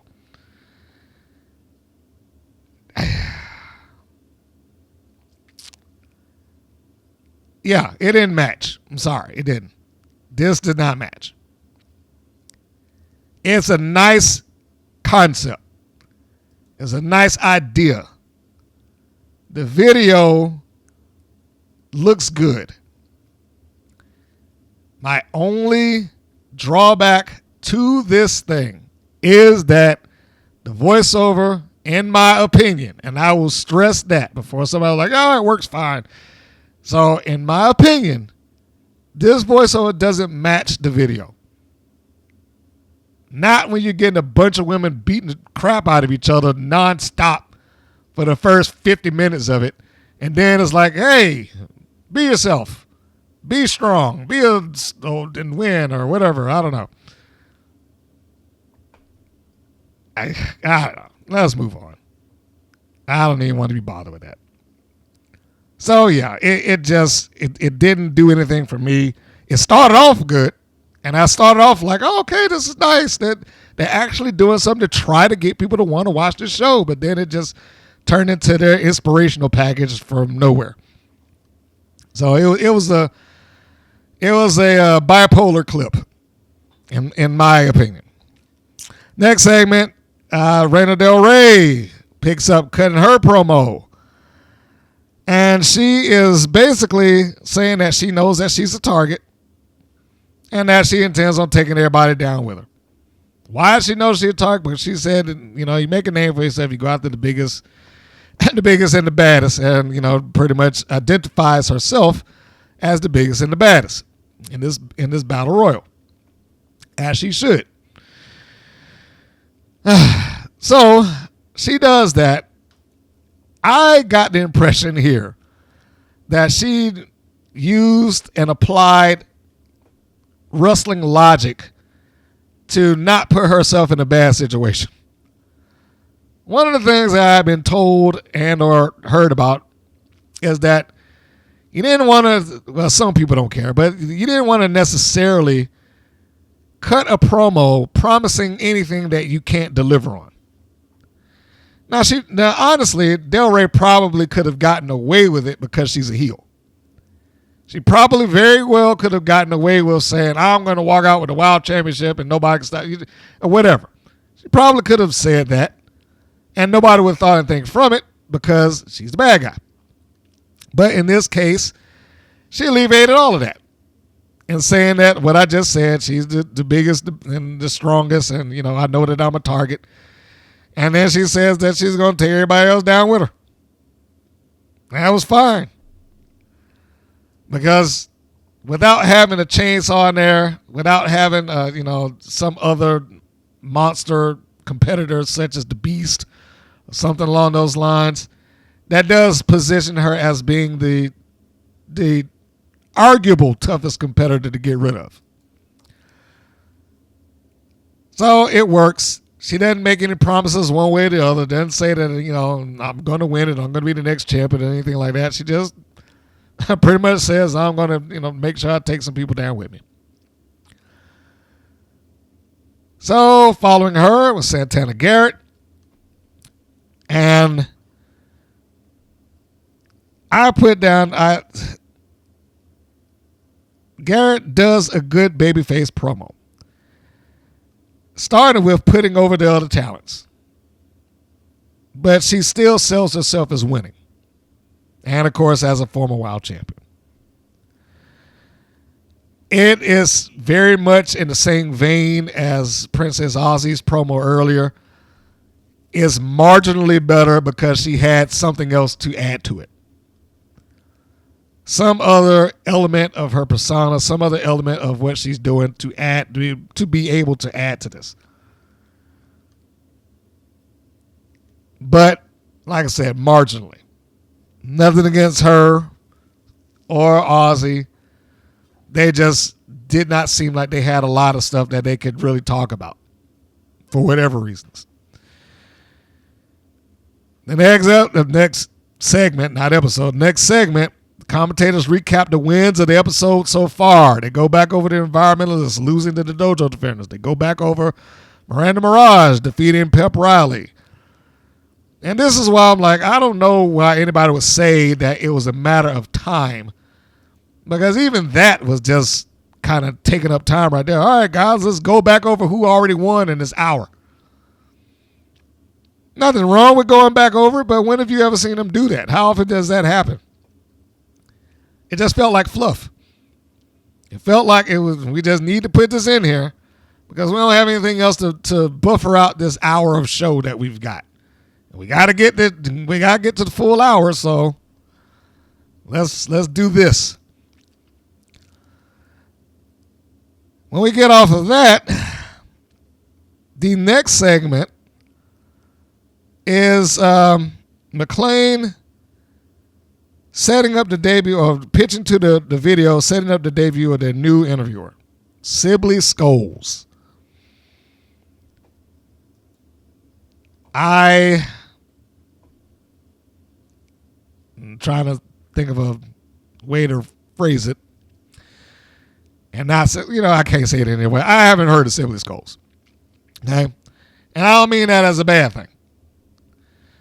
But I haven't heard of her. Now, why is that? It's not important that I haven't heard of her because she's on Wow. That's their TV show, and you hire who you want to hire. Me not knowing who she is irrelevant. The only reason I even begin to bring that up is because of the package that they produced for her. She almost had a bigger star treatment than anybody else that I've ever seen come onto that show whatsoever. I don't remember AJ Mendez getting that. I don't remember. Well, Paola definitely didn't get Paola. She definitely didn't get it. It is not anything against Scoles. I'm sure that she's probably a talented enough interviewer to do what she's doing. Now, I would hope that she actually is familiar with the talent and up to date on the product. Because if she's not, then it will be worthless. If she's not familiar with and or up to date on these people, it will be worthless. It's not going to make a difference if she's just there and it requires her being told who is going to be in this and how and why. The reason I say that because I've tried it before. When you hire people that aren't not familiar with wrestling, it basically makes you have to tell them everything to say. I don't know if that's going to be the case with her. I have no idea whether that is the thing that she has to do. Like, all right, here's who this person is. Read this thing, yada, yada, yada. I don't know if that's going to be the case for her. But if it is, then that wasn't a good hire. Nothing against her, and we'll find out we got a couple of hours as I'm talking about it right now. But, yeah, if it's a case of that and she's not a wrestling personality, then it's a moot point who they hired. They want to just hire people just for the sake of doing it. I mean, the proof is out there. We've seen this happen dozens of times over the last couple of decades when some wrestling promotion got infatuated with somebody but just because they had some monicum of mainstream celebrity, and then they stick them on there, and then they're terrible because they don't know what they're talking about. I will repeat, I do not know if Scoles knows what she's talking about yet. So I'm not going to put her into that category. But, man, this package was like she's like a big star. And that's great that she has got that. But will she make any difference? Will she make any difference to this product, to this show? I don't know. She will, she is supposed to have been, let's go through some of her backstory, because he talking about it, he being McLean. She is the in-game host for the Las Vegas Raiders. So she's, a couple hours drive away from L.A. She's an Emmy-winning host and a producer for Raiders Talk of the Nation show. She hosted the Super Bowl at Vegas Allegiant Stadium. Voices radio and TV ads for the San Francisco Giants. And served as a reporter and called the preliminary action at Netflix with Jake Paul taking on Mike Tyson. These are all very notable credentials that she's had. Wrestling is a bit of a different animal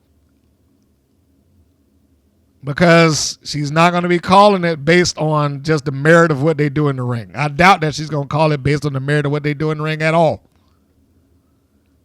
It's probably very much likely that, okay, here's our story and we want you to do this and say that.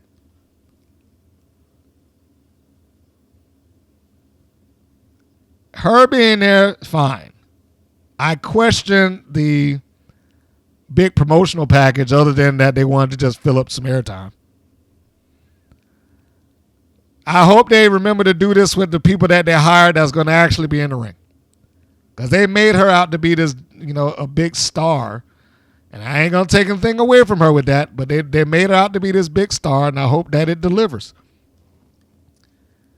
Sibley Scoles, again, as far as I know, is a local talent to Vegas. We don't know whether she's capable of talking about wrestling in any sort of great depth at this point. She could potentially learn it. That's very possible. But time will tell. I mean, I'm approaching this with cautious optimism. That's the best way that I could put it. I am approaching her being on this show with cautious optimism. They gave a great video package to make her look and come off and sound and walk and talk like a big deal.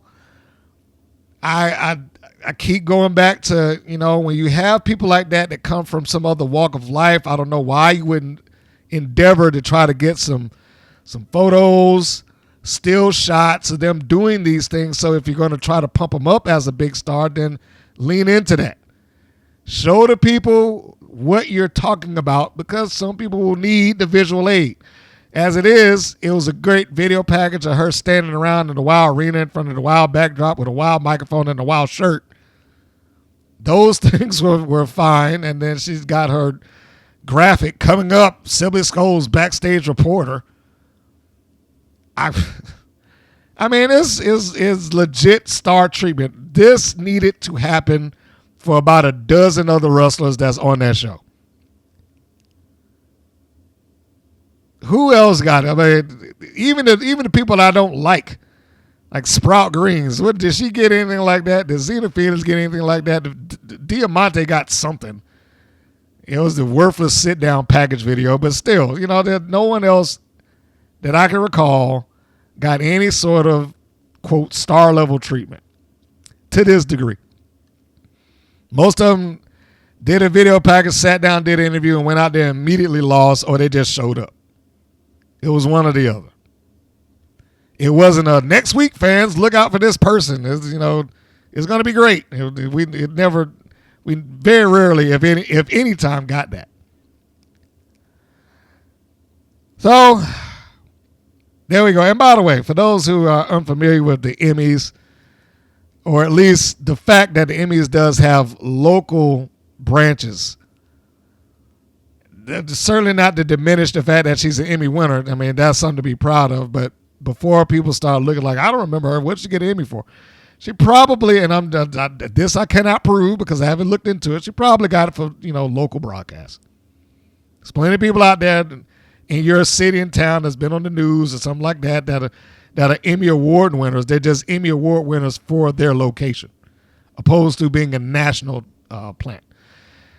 But I will end by saying this, with all due respect to Sibley Scoles. I feel like that should have been reserved for somebody who either was a national name that you could point at and be like, oh, it's so-and-so. Let's say Maria Menounos. I think that's her name. Let's just say that she was going to show up and do a season worth of WoW. That would be big news. And that would be worth every bit of the time that you put in there, to advertise her. That would be big news. Or let's say that it was somebody they got from another wrestling company. Was it Jade Chung? The lady that's at TNA right now, or I know it won't ever happen, but let's say Lillian Garcia signed on to be Wow's ring announcer. Some notable figure, some notable name that most wrestling fans and or casual people would know. And you have some footage and there's some stuff that could back it up. And here there was neither. There was no footage to back it up. And you're kind of, if you're outside of the Vegas area or you haven't seen the Jake Paul Tyson fight, or you don't listen to Raiders radio, you might be losing out of that. I mean, I don't know how much crossover you would have with the NFL Raiders Nation and WOW. So I don't know how big of a get it is. Time will tell. Moving on to the next thing. We come back to, well, I was going to say the action, but it's not really come back to the action so much as coming back to the show proper with a backstage segment. And within this backstage segment, we have the reigning tag team champions, Jesse Jones and Big Rig Betty, collectively known as Big Rigs and Bourbon. And they are walking down the hall, and through a large glass pane window, they stare and see a locker room. And this locker room is decked out with fur and I guess with some bowls, 2 feeding bowls. We'll call them that. I don't necessarily say dog bowls since we're dealing with what's supposed to be a dog and a cat. 2 feeding bowls, gold. Later we find out there's, one's a water dish and the other one's is the food dish, but the food is pretty elegant. And tennis balls and trophies and dog treats, and the table is also covered with fur. Now, I will say this is probably the same room or locker room, air quote, same locker room that the Fabulous Four had, just redressed. That's what this looks like. It's shot from a different angle. But moving on into the segment being is that the 2 babyface tag team champions walked down the hallway and then looked into this room because they left the blinds up so they could look into it. And then they, wait a minute, then they just decided to walk on in. So they walk in and then they look around. It's like, what is this? Why is this locker room better than the tag team champions locker room? This is better food than I have, and so on and so forth. I'm like, man, they are really digging in on the fact that in their universe, if you came from the South, you just don't do anything but eat crap or possum or rats or at the truck stop, or you got to shoot it and kill it because you don't have running water or whatever. I mean, my God, what kind of portrayal? I can't even believe that these 2 agreed to this. This is better than the food I eat. I was like, wasn't that the entire, well, part of, I'm not going to say the entire, but wasn't that a portion of the entire reason that HollySwag left her mom? That her mother doesn't have the access to these things. She doesn't have anything nice. She doesn't eat anything that's upscale. And now is the dog. The dog has better food than they do, than the tag team champions. Man, I'll tell you. So I guess it's true. I guess HollySwag had every good reason in the world just to, turn her back on her mother if she wanted a better life. Because apparently these 2 do not know how to acquire it. Like this segment was, first of all, let me just start with this segment was airtime filler. It meant nothing. It may result in some random match, or maybe random shouldn't be the nice or the correct word for it. It may result in a match, quite possibly.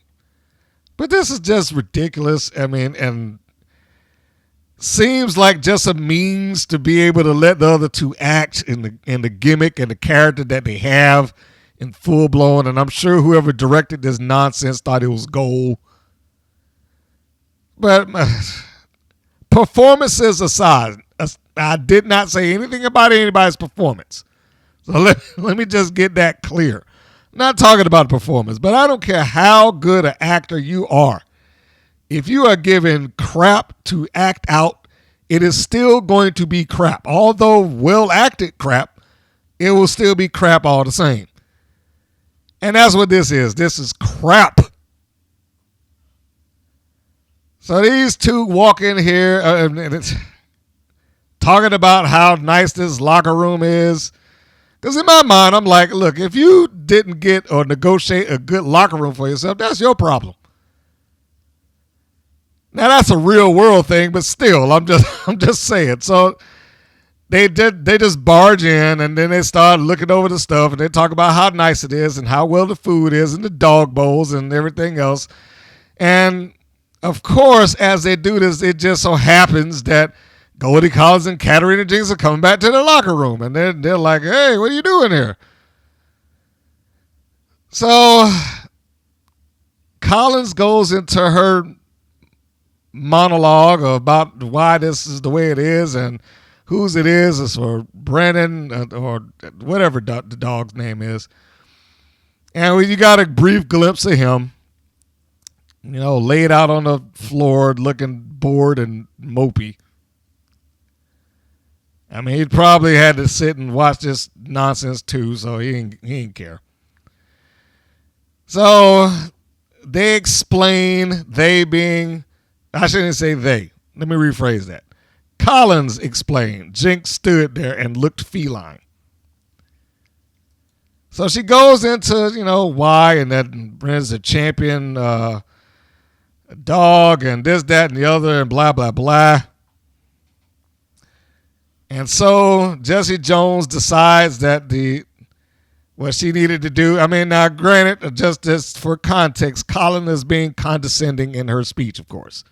So she's not just explaining it as this is my dog's locker room and this, that, and the other, or whatever the case may be. This is how I got it. This is why he has it. This is why these trophies are here. She doesn't explain it in that way. She's being condescending, of course. And Jessie doesn't like it. So she turns and she grabs the dog bowl that's been painted sparkly gold and decides to throw his food onto Goldie Collins. And then, because she's such a good friend, the best thing that she could think to do was hiss at her. Like, yeah. This is utter nonsense. Nonsense. Your friend just got food dumped in her face, and that's the best thing you could. You couldn't even think to cuss her out. I mean, at the very least, you could do that. You bitch, why'd you do that? Something. If ever there was a time for it, it was then. Nope. What you got was because she's a cat, you see. Or at least a mental patient that escaped and thinks that she is. So anyhow, Big Rig Betty decides that she'll join in on the fun and picks up the water dish and then throws that in Katarina Jinx's face. And then the two champions just walk back out as the two heels look at each other and start crying. Oh, boy. This segment, the only thing that's going to make me feel any differently about this is if it actually led off to a feud of sorts. But other than that, I mean, this segment is just bad. And yes, I know there's some people that's on their page like, funny stuff, ha, ha, ha, just whatever, hey emojis. But this is bad. What is this for? Why does this segment exist other than to give Collins and Jinx the means to do something that has some level of connectivity to their characters? Dog trainer and I'm a anthropomorphic cat. that's about it. That is the only purpose that this segment serves. Because they can't do it in the ring. So they got to do it here. I know that some actresses decide that, I'm going to sign up for WoW and quite possibly use that as, a means of income for one. I hope that would be the number one thing. And maybe as a resume pad. I honestly don't know if I would ever put any of this nonsense on anybody, on any demo reel that I had anything to do with. Hoping that it would get me an acting job. Because I don't know any person that's going to cast on the merit of acting ability that took place on Wild Women of Wrestling. Except for maybe somebody that's willing to see if you just will take any character that you are given and try. That one there acted like a cat. Shit, she could be in our movie. She could play the alien.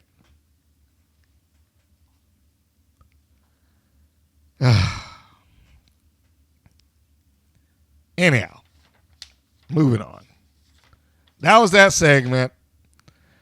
Now you got to see the dog for a little while because, without him being in the opening video, we've missed him so much.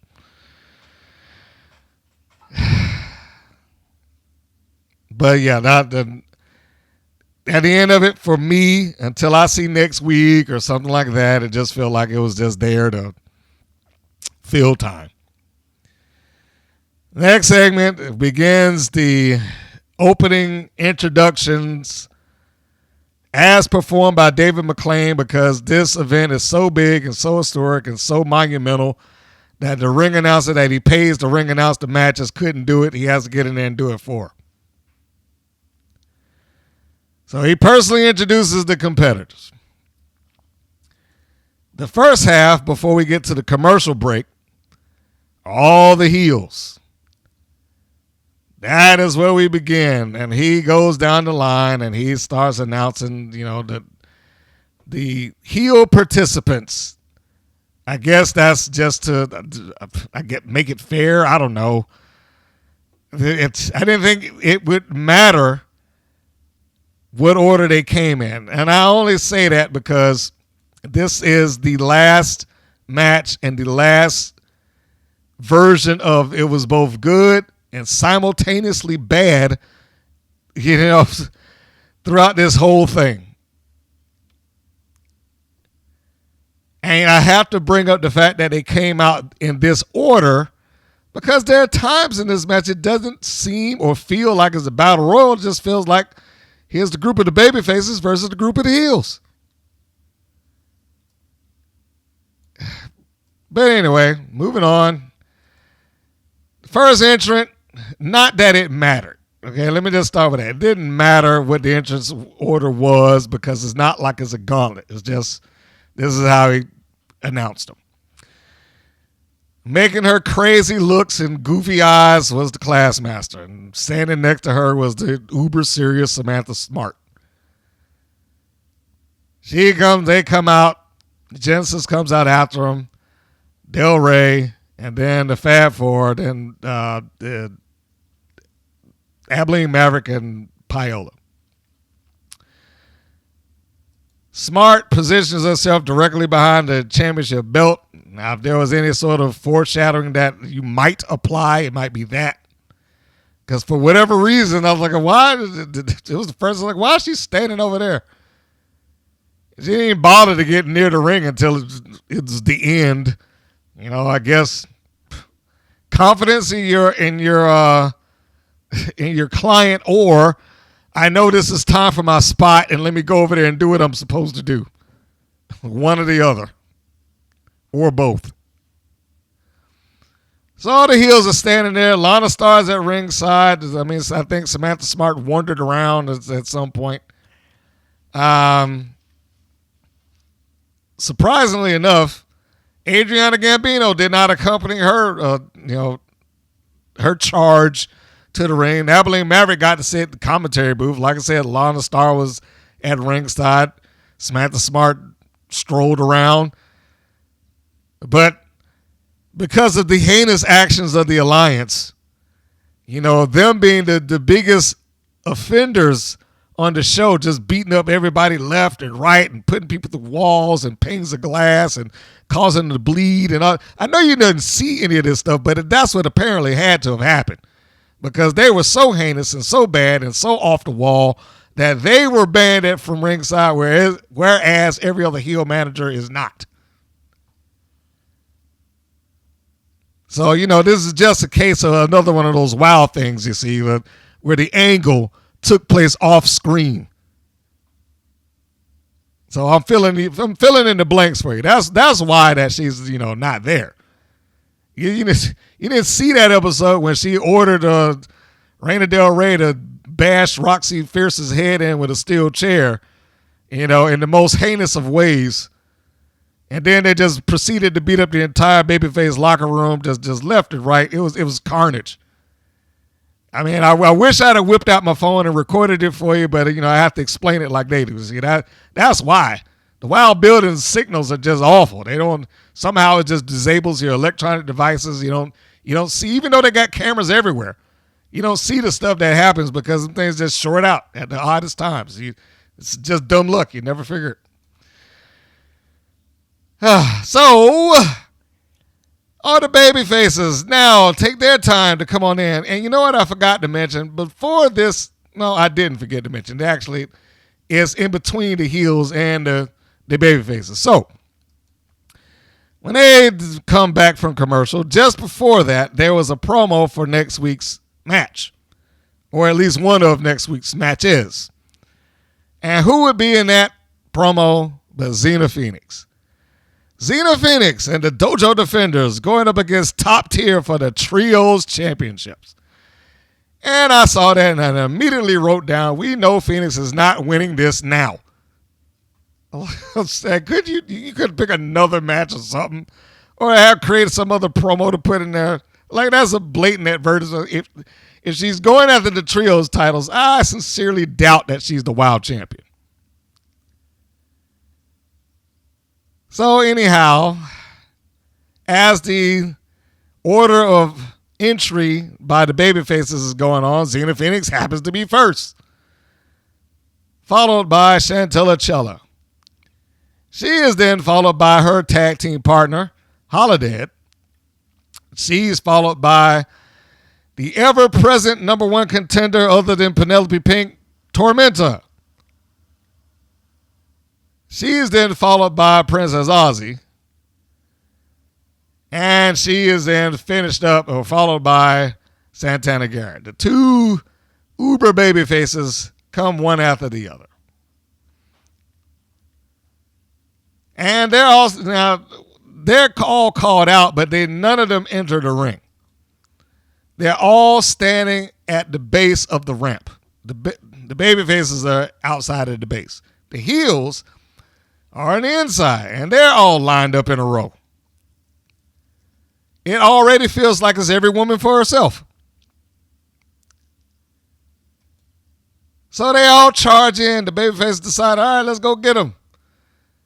And Holiday, for whatever reasons, is the only one of the babyface that decide to scoot around the ring rather than just run in the straight way like every other babyface that was there. I mean, but there was a method to her madness. She just scooted in so she can go directly after Swag, which is where we get the top rope leap of HollySwag into the waiting arms of Holiday, because HollySwag was already sitting on the top rope. Not the top rope, sorry. Her feet were on the second. She was sitting on the top. So they all get in there and they all pair off, which is why I said it felt a lot less like a battle royal at this point and more just like a multi-woman tag. I guess it would be a 6-woman tag with all 12 of them. That's what it started off like. Seeing a bunch of bodies in the ring just tossing forearms and punches and kicks back and forth can be exciting. And it does take the not the pressure, but you don't have to worry about having to deal with some specific storyline. You just watch this because it's a bunch of bodies. However, it'd have been nice if there would have been some stories, and some of it felt very forced. One of those things being when Santana Garrett comes out. And remember, it's David McLean doing he's doing both. He's doing the commentary and he's doing the announcing. And he's doing the announcing during the commentary, telling you who lost or got eliminated. And that was annoying. That was so annoying. But I'll get it out, I'm sure. God damn, that just threw me off just thinking about about David McLean. I lost my. Oh yeah, it didn't feel like it was some sort of every woman for herself thing. Everybody had paired off and fought like it was some group effort, not necessarily a battle royal.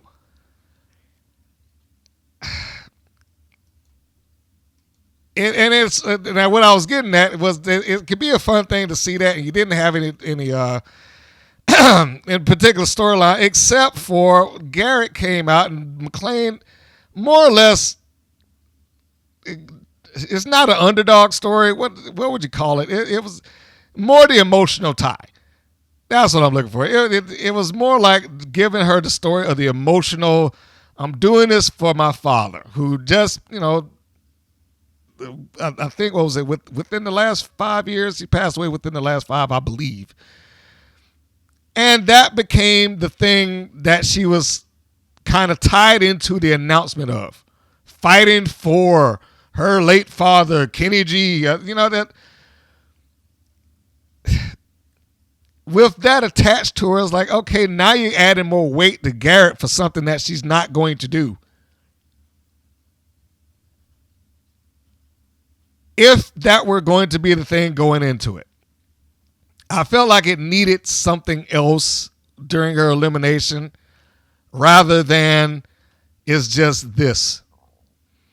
Like there was I guess a few angles / stories that you could kind of tie into that. One being Genesis. I'm trying to prove that I belong in the main event. That's why I'm like, why is she even on the heel side? That didn't sound like a heel thing.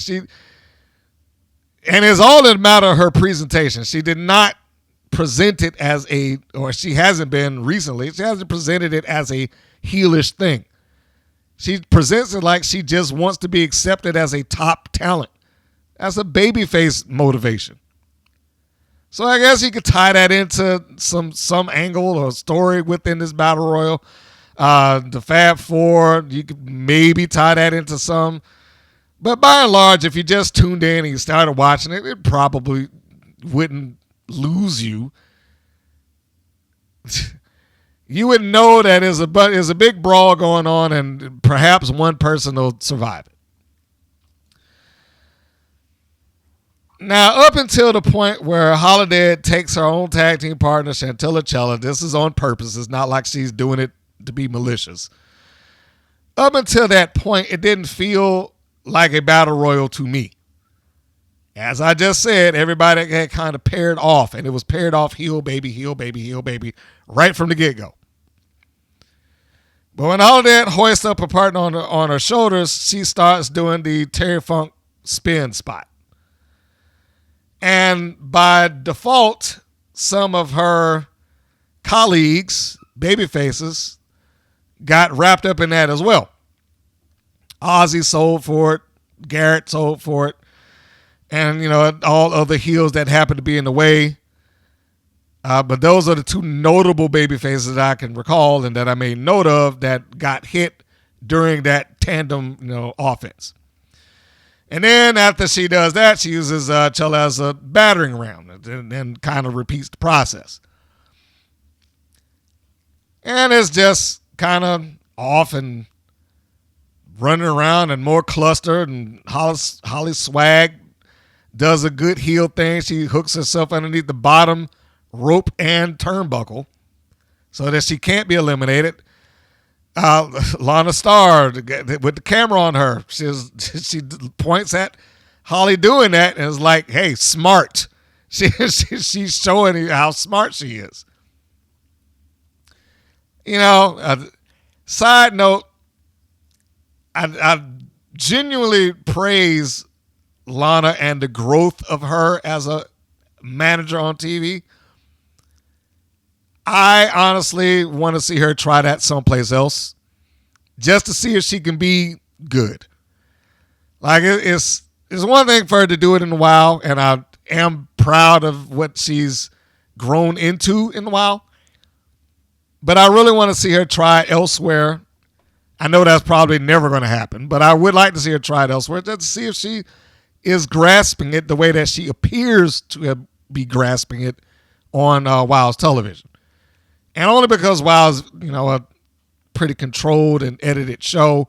And even though they allow a lot of flub ups through, it's, like I said, it's a very edited show. They got time. So if they want to try and keep a manager or somebody, concise and to the point and have them look good, I'm sure they could do that. I would like to believe that Lana's a lot less of that and that she's actually picking it up and that she's just performing it very well. But I would like to see her elsewhere. Anyway, getting back to the match.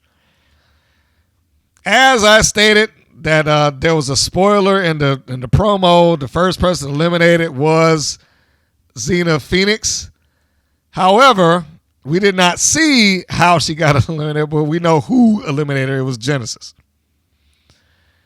This is the point when McClain is on the microphone and he's yelling, Xena Phoenix got eliminated. I was like, that sounds more like Seinfeld than him. But anyway,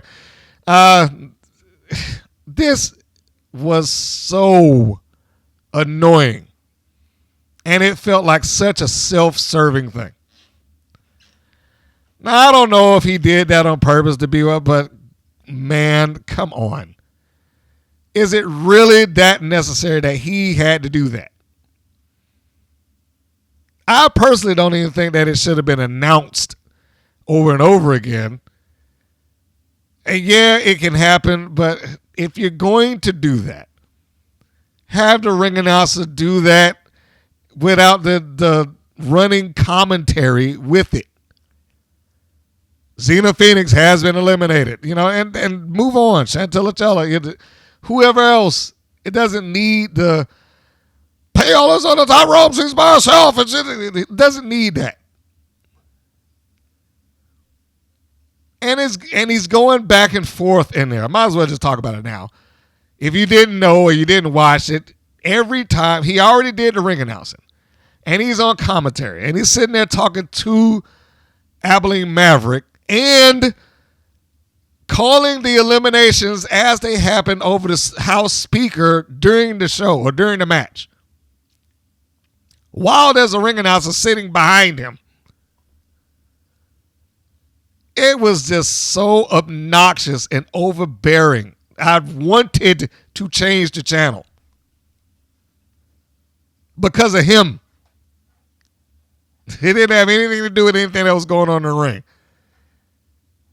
That was maybe one of the first times. There's been days that I've watched WoW and like I'm not captivated by what's going on, or days that I watched it and it was kind of, it's here. But I don't know if I've ever been just out and out annoyed by it. I've been disappointed. I've been upset at it for false advertisement. You can always go back to episode 25 if you want to know how I feel about them and their false advertising. I'm making promises that they know full well they couldn't keep. But I don't know if I had been annoyed. At least not to this degree. This was annoying. For me, if nothing else. I cannot speak for anybody else out there. But just hearing them yell over the speakers. I mean, gosh. It just was an unnecessary act, in my opinion. And so let's go through the eliminations here. You got Xena Phoenix, and she was eliminated by Genesis, although the camera shot did not really capture that. So you didn't really get a chance to see her do the thing. You saw the end result with her like dust in her hands. Chella goes out after that, and she's eliminated by Del Rey. Holiday is then eliminated by Garrett.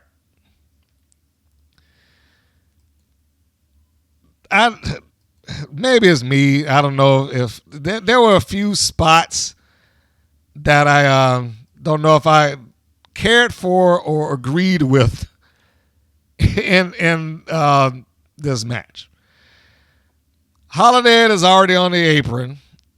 Genesis, for whatever reasons, decides to just run Santana Garrett through the second ropes. I mean, you could barely catch that, but that's what it was supposed to have been. And then she just kind of, if you see it, you'll see Genesis like hold up her arms like, hey, what's going on? And then she just turns her attention and starts attacking Payola Mayfield. So now on the outside, we see Garrett and we see Holiday, and Holiday is then put out by a super kick from Garrett onto the floor. She just kicks her friend off. Well, I mean, it's every woman for herself, and it should be that way. So she's out of there. Who else happened here? After she goes down, then we get what I like to call the old Andre the Giant spot. Now, some of you may not be familiar with Andre the Giant these days. So what is the Andre the Giant spot, you may ask, is the necessity for everyone in the ring to gain up on what is the greatest force that no one person in this ring could do on their own. We all have to do it collectively. All right? And who would that person be? That would be Reina Del Rey. Now, she told you that she expected this in her promo. She told you that she knows that she's going to be a target and that she was going to, because she was the biggest threat of the match. And she was right. She called it. She is the biggest threat of the match, and it was acknowledged as such. This is after the singular elimination that she was able to get. And how was she able to do that? She took Chantella and chucked her over the top rope. That was preceding, obviously, her partner being put out. I mentioned that because Chella was on the floor when Holiday got knocked off by the super kick. And that was a couple of forearm shots. Like she gave a nice underdog effort and a nice gutsy try. She went over the top rope when she tried to attack Del Rey. She hung on to the top rope again. The nice gutsy try that she had. But when she tried to come slingshotting herself in, Del Rey just walked up and pushed her off. That was it. She was attacked immediately for it by a tag team partner, but that was it. She just got it with ease. Just, all right, boop, we gone. So now back to where we were. Del Rey is in the middle of the ring, and like I said, this is what I've labeled the Andre the Giant spot. And she's attacking, I don't know why I said Holiday. Holiday was already put out. Tormenta. She was fighting with Tormenta in the middle of the ring, and then Aussie comes up to help Tormenta. Remember, Aussie and Tormenta are tag team partners. Holiday, goddamn, why is Holiday on my mind? Tormenta, it's the colors. Tormenta and Aussie are both firing forearm shots at her, and Del Rey is trying to get what's the name, Aussie off of her. She's firing her elbow back. She's doing a forearm forward. And then one by one, they kind of start coming in and ganging up on her. I think the first person that noticed or the first person that tried outside of Aussie, like I said, you can understand the two of them because they're tag team partners. But then it's Genesis, and then it's Penelope Pink, and then it's the Classmaster, and then Swag, The only person that did not get into the circle beatdown at that point was Garrett. She was making her way over to it. She just never got there before the mighty shrug off of Reina Del Rey. With all of her Herculean strength, she reaches down and she tosses everybody back. And she's basically challenging the room at that point. The Fab Four are the first ones in, and it's like they all had a plan that came out of nowhere. Fab Four go in, they more or less sacrifice themselves and grab the legs of Reina Del Rey. She reaches over to try to get them, it seems like, and then both Genesis and Garrett grab an arm apiece. Mayfield decides that this is a good time to sit on the top rope and watch. The tag team of Tormenta and Aussie deliver double super kicks to Del Rey. That leaves her dazed in the middle of the ring as she's completely open and defenseless. Classmaster standing directly behind Del Rey. So after the dual super kicks, they all decide it's time for the elimination. A big shove by Genesis, Garrett, Pink, Swag, Classmaster to send her running into the ropes, and both Aussie and Tormenta yank the ropes down and let her go over the top onto the floor. And Del Rey's eliminated. It took everyone in the ring to do it, but she's eliminated.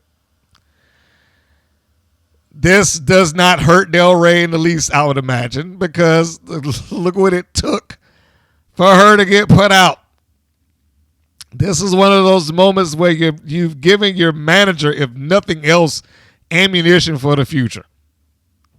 And by that, I mean there shouldn't be a promo that goes by that Del Rey isn't mentioned as, well, let me not say that because I don't want it to be every promo. But it should be a strong selling point for her is the point that I'm getting at. Look what it took to get rid of my, my monster, my bodyguard, my muscle. Del Rey, it took both the members of the Fab Four that was in the ring, Genesis and Classmaster and Garrett, and the tag team of Aussie and Tormenta to all gang up on her to get her out of that ring. Otherwise, she'd be the champion right now. That should just be served up on a silver platter. It's about as much protection as you can get. In stark contrast to what happened afterwards. Whereas I thought Del Rey was well protected in this in terms of her standing in the, wild roster and all that good stuff. It didn't take just one person who just hurled her over the top rope. It took a combined and concerted effort. And they stand out there in the ring and they, are looking at their handiwork. But what I was going to say is that it is in stark contrast to the Paola Mayfield elimination, who looked like an idiot because she decided to sit on the top rope and just tell everybody, yeah, go ahead and do what you're doing. So, whereas it was still a concerted effort to get rid of her, it was more of just an annoyance that had to be put out of his misery. So Mayfield is put out as well by everybody other than Tormenta. Like the heels just collectively decided that, even she's even more annoying, than us, or whatever the case may be. So Classmaster, Pink, Genesis, Garrett, Swag, as she's sitting on top rope, like I said, that's what she was doing. She wasn't even in a good defensive position. All they had to do is just walk over their arms stretched out and just off you go. And then the matches proceed. And I don't know why Genesis looked like she was bowing up to the Classmaster to give her chest so she can hit it. But yeah, I caught that too. After that, our next elimination is, well, who I just said. It's Genesis. So she gets hooked up with Classmaster, but then that transitions off to Aussie, and Tormenta comes in to aid her friend and tag team partner. They hook Genesis up in a double suplex position, but they don't take her backwards. They walk her forward over the top rope. Aussie sweeps the leg, and that sits Genesis down on the apron, and Tormenta gives her a low drop kick and boots her off the ropes or off the apron, and off she goes. And her story, her dream is crushed. She does not survive, and boo-hoo. Like, I don't know if I'm supposed to feel sorry for her. I don't know if I'm supposed to be happy. It is one of those things that I don't believe her angle / story is being portrayed well. I really don't. At times, she is a good heel. And she has gotten good doing her promos, and I think that she's improving in the ring. I've enjoyed her matches. Her direction is where I'm like, I'm not sure. Is she supposed to be booed? You know, she's already moved past the exile thing. So just on that alone, she doesn't have the connectivity to other heels to keep her in a heel position. It feels like right now she's only heel by default rather than action, is what I'm saying. She's just in the position of being heel because that's what we knew her as, even though she hasn't really done anything lately to keep her in that spot. And her going after the title, and every time she's talking like, I want to prove I belong, prove I need the main event, prove I can be the champion, it doesn't put me in the mindset of a heel. I'm sorry. So anyhow, back to the match. It's starting to pair off. And this is one of those points where, like, you know, I think somebody did not get their cue. Aussie and Tormenta standing on one side of the ring. HollySwag and Penelope Pink are on the other. And in the corner at the top right, if you're looking at it, there was the Classmaster and Santana Garrett. Classmaster choking out Garrett. But this looked like this looked like everybody's waiting on the Classmaster to finish up what she's doing so they can get on with the match. Because they start there and they're standing there and they look like they're ready to square off. You can feel it. You can feel that, okay, guys, here it is. This is our square off moment. Babyfaces and heels again. And it's like they look over and it's like, okay, she's not in position. And then Pink has to walk over to her and basically give her the Iggy that, hey, get in position here. And that's what it kind of looked like. It looked like she walked over there, grabbed Garrett. We know that she ain't going out yet. And if you see the Classmaster's face, it's like this look of shock, like, huh? Oh, okay. So, and I'm probably reading more into that than I should, but still, I'm just saying, that's how it felt. So the baby faces all get rid of the heels in that little random cluster spot, and then they pair off like it seemed like they were supposed to do a minute ago. And this is also why it didn't feel like it's a battle royal. It just felt like it was a multi-woman tag match. I can't even say tag, it just felt like it was a multi-woman match that didn't necessarily have a not one-on-one. What's the one versus everybody? I forgot the goddamn phrase. I don't know why I just blanked out on that thing. Everyone for themselves. I don't know. It didn't give me the feel like this is everybody for himself. I don't know why I couldn't that just dropped out of my head, but anyhow.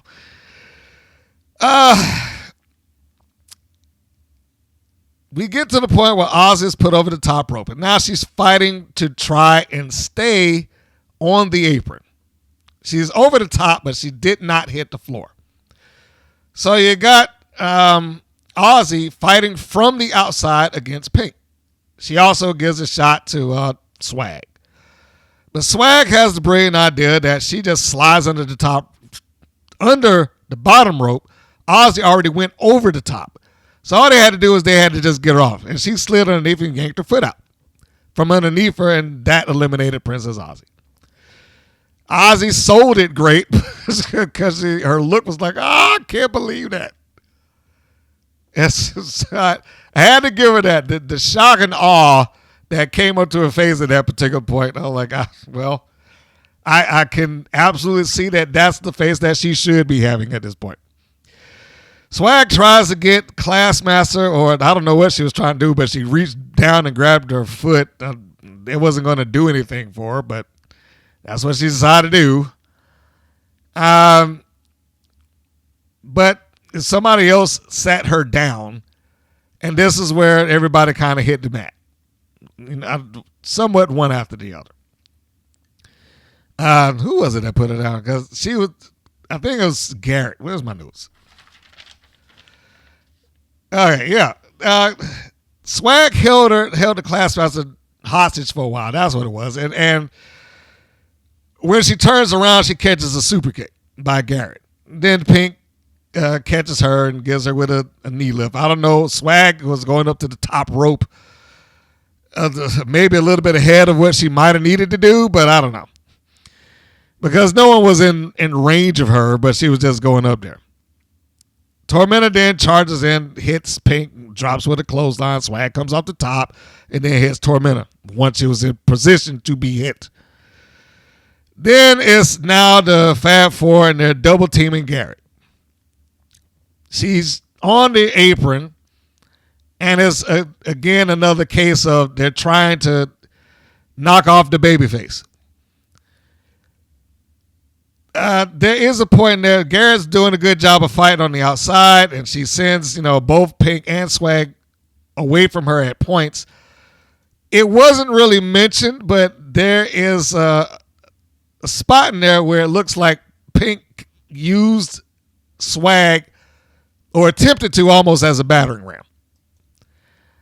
Like she gets hit, staggers into Pink, and then or Pink staggers into Swag, and then Pink tosses Swag away from her, which sends her head first through the top and bottom rope. And that's where Garrett is able to hit her. They have some words with each other in the ring, do Pink and Swag, until Garrett is able to get a hold of Swag. That's not Swag. Swag is free in the ring. She's able to get a hold of Pink. Pink goes over the top, but because she's dragged over the top, but she doesn't go hit the floor either. Now they're fighting on the outside. And then I guess Swag has the brilliant idea to charge them both, and then she just takes out the field. I'm not entirely sure what the plan would have been in that instance. I mean, it was I guess a nice spot to see, but I'm thinking like logistically what will be accomplished in that. Because even if, let's just say, she had missed her tag partner or her stablemate Pink altogether, Swag is still eliminating herself. She ran from one side of the ring to the other, did a high cross body over the top rope, and caught both Garrett and Pink and eliminated all three. Herself being included. And I look at that and I'm thinking, well, it could have been a sacrifice play, maybe. But the sacrifice does no good if you take out your partner with you. And there was no guarantee that she wasn't going to hit her. Because I'm sure somebody will agree, she just sacrificed herself and caught, Pink by mistake. But again, there was no guarantee that she wouldn't have done that anyway. So even though it was a nice spot to see, it didn't make a lot of sense to me.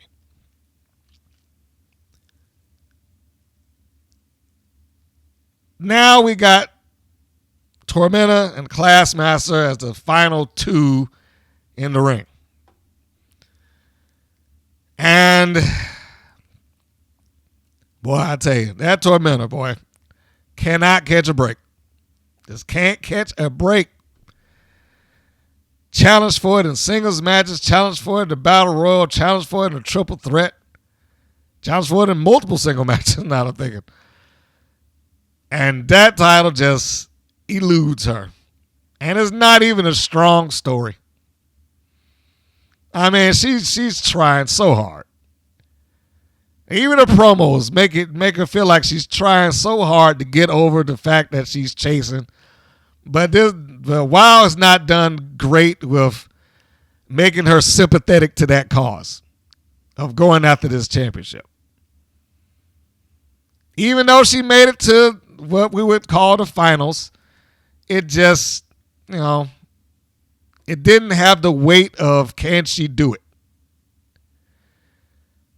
Much like Genesis didn't have the weight of it, and and that shoehorned story of Garrett, like none of this. It just felt like it's a fun battle royal.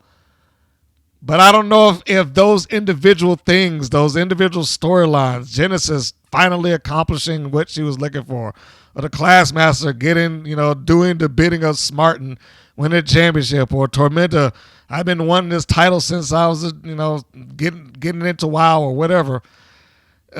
Garrett doing it for her father, and Aussie because I want to do it a second time. I don't know if the weight of those things was there like I would have liked it to have been.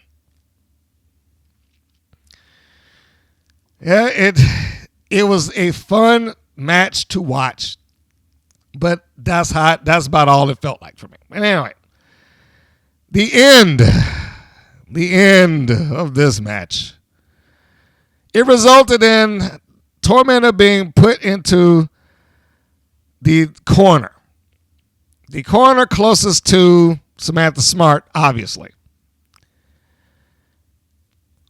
While she's there, after being shoved, the Classmaster charges in to Tormenta. Unlike what would have happened with Del Rey, Tormenta ducks down and then she scoops up the Classmaster and puts her over the top rope. And without bothering to look to see whether she actually hit the floor or not, Tormenta walks off celebrating her victory. That's a key element. It wasn't even that she walked away believing that she had won, because that has happened, but it has happened with people who hung onto the rope and just barely hit the floor. Tormenta didn't even look. She didn't even look. She didn't know if she had gone over the top rope and hit the floor or not. In fact, she had walked off with that look of I've won before Classmaster even cleared halfway over the top. Not even fully over. She's like, I did it. And the crowd was mild. They didn't do anything. They're just sitting there. Samantha Smart catches the Classmaster because, Samantha Smart is a muscular woman. Catches the Classmaster and pushes her back up so she doesn't fall. Granted, that was a nice use of Smart as a heel manager. She gets back in and Classmaster gives Tormenta the old bum rush and out over the top she goes. And your new WoW champion, the Classmaster. They have proven me wrong. She has won the championship because of her 6'2" prowess. And I tell you, the domination of her over everybody else in there is just a sight to behold. Dave McClain comes in after annoying me to death with his constant badgering of who's eliminated and what's going on, and screams that the Classmaster has won. I was perfectly fine with the confetti drop because whether she had won or not, it makes sense that they would have it because it is a new champion being crowned. Opposed to when they just have it fall because they just want to praise the heels for some reason. I don't know. But he's in there and he's saying, hey, he calls out the cheating. He calls out the cheating on the speakers, in fact, but he still allows it. Which is another reason why I hate things being called over the speakers. Because the wrestlers have to act like they can't hear it. And I wrote down, the Classmaster is officially the WoW champion. I'll be damned.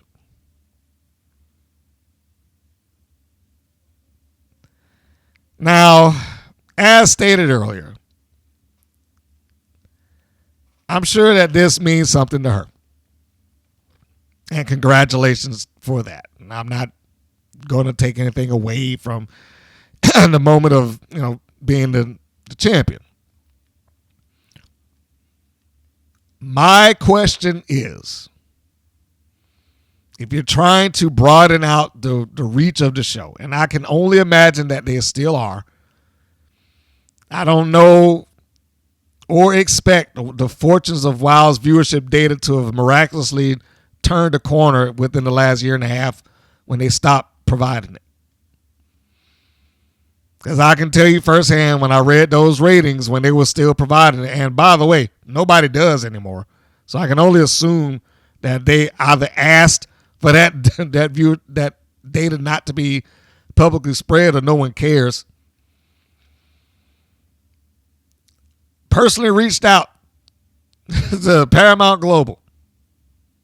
That has not provided information, and not from them. Nielsen doesn't provide it. 3 other noted viewership data locations do not provide it. WrestleNomics cannot get it any longer. And when it was being provided to the public, I'm not saying they don't get it. They might get it internally. I'm just saying this, you got to jump through some hoops to get that now. But when it was being provided, they had a stark drop.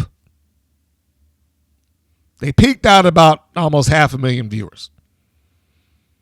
And then they lost about half of that in about a month and a half. Got down, yeah. And then it began to hover around the 250,000 viewer mark.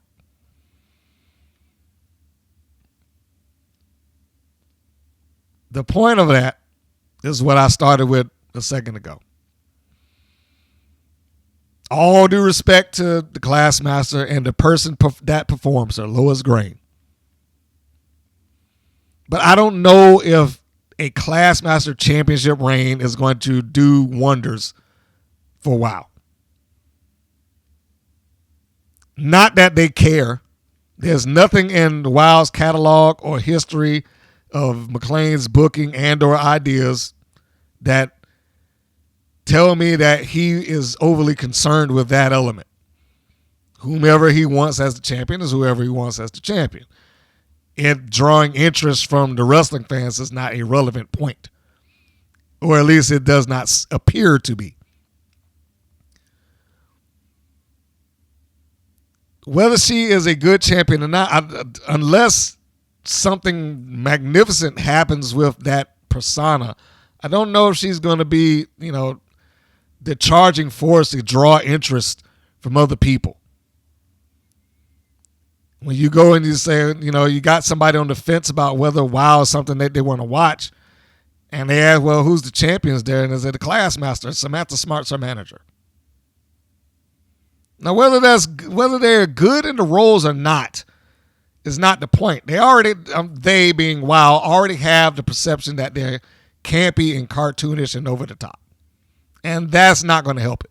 So anybody that is on the fence about it for those reasons, I will specify that.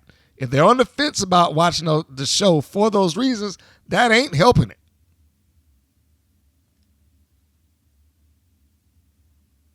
And it's not as if I don't believe that you can't get a silly gimmick over. I actually do. I do believe you can get a silly gimmick over. Or certain people can. The ones that if you're talented enough to do it and you can find something in there that you can make something with. But if you're fighting it, against the gimmick, having somebody like Classmaster who doesn't really get the chance to speak is not going to help her get out of that. It's going to just be the gimmick. So going back to the point, if they're on the fence for the reasons as stated, this is not going to help that. And that has nothing to do with her. It has nothing to do with either one of them. It has everything to do with the personas that they portray. And so long as that's the case, I don't know if I could sell that to somebody. Like, this is my selling point for this show, that you should watch WoW, because 6'2" Classmaster is there when she's standing right next to a 6'1" manager. They took away her uniqueness just in pairing those two up, and had the audacity to try to explain it. How on earth, and I'm going backwards now because they talked about this like an episode ago. How on earth could Samantha Smart have a Napoleon complex when she's about 6 feet tall? And apparently supposed to have some Napoleon complex because this woman that she manages is 2 inches taller than her. What kind of nonsense is that?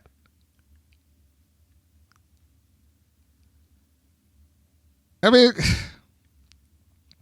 that was just the most paper-thin explanation I could hear. Just admit that pairing is stupid.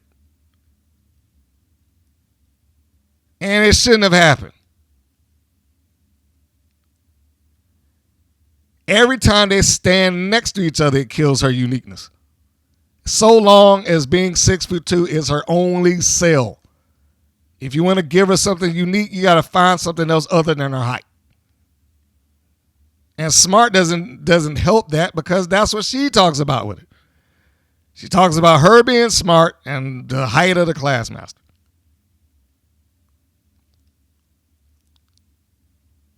None of that's helping.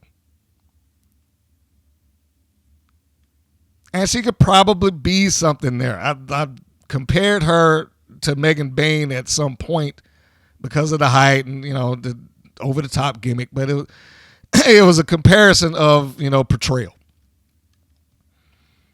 And how they've been portrayed in certain companies. Not that they have the same gimmick, it's just that. Classmaster should, as the champion, I would hope that this would mark the start of a serious tone for her.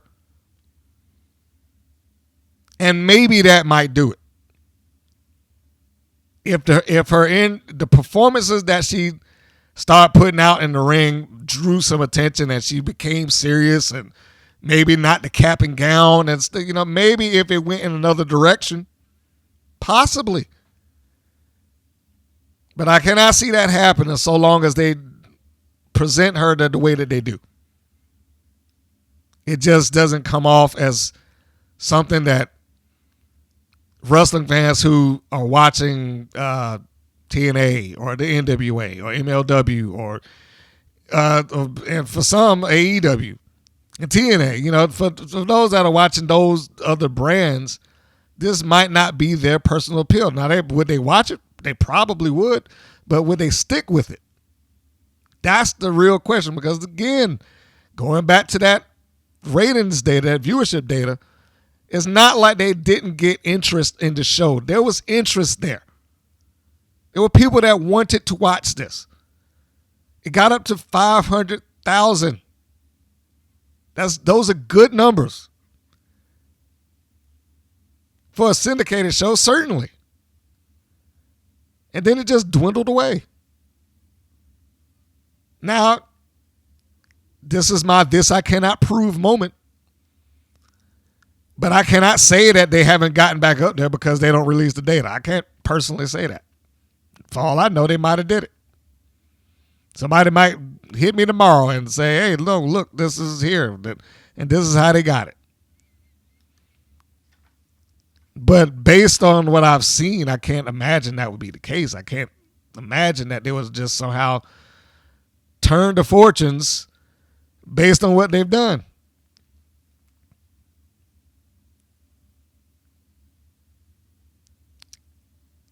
Maybe I'm wrong. But all that to say, she's in somewhat, even in past tense, a hard position. Because the champion is, at times, not all the time, but at times, your standard bearer. And there's a certain expectation off of who's at the top.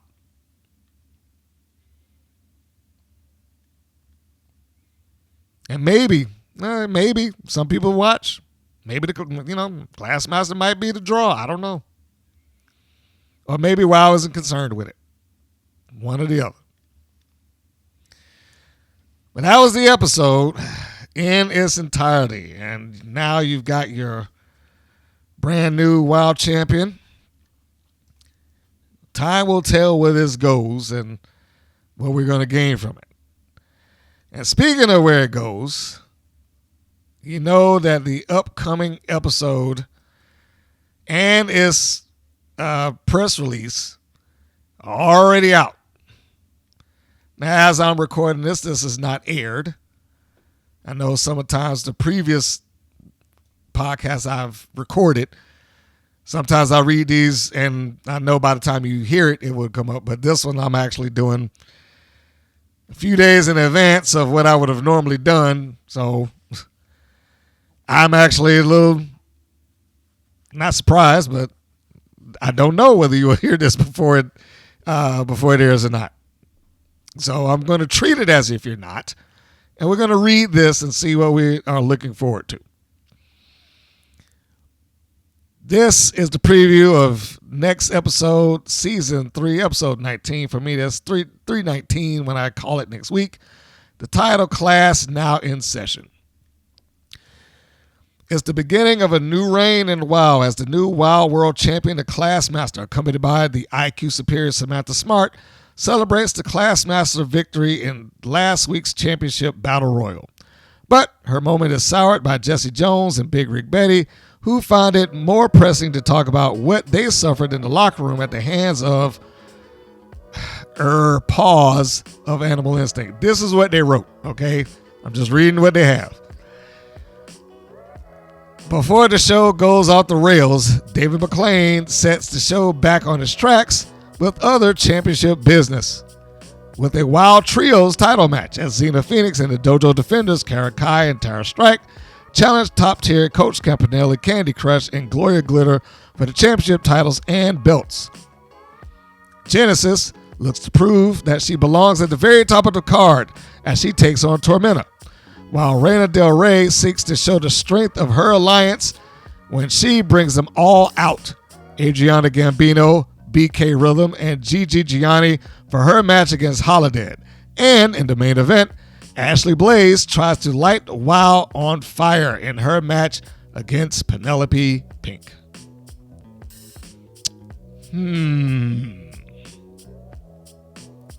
First impressions and first thoughts. Well, I guess the Jesse Jones, Big Rig Betty thing is going somewhere. I don't know why they would write it this way, at the hands or the paws of animals. Yeah. So they're going to be so insulted that they didn't get a locker room that they could dress up, that they going to grant them a title shot. I don't know. Let me not think too hard about that because it already sounds dumb. Classmaster coming out, well, they probably should. I can see that. You want to celebrate the victory. Dave McClain getting the show back on track, so I guess there's supposed to be some chaos. I don't expect Phoenix or the Dojo Defenders to beat top tier just because it's another random pairing.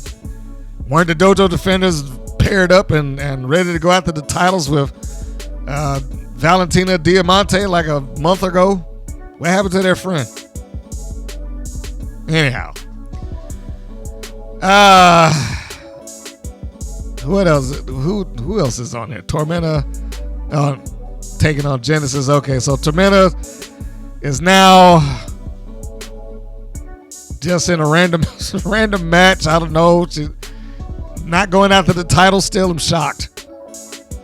Or she's not going to complain that she was cheated. And this phrase here, Genesis looks to prove she belongs at the top of the card when she takes on Tormenta. This is babyface stuff.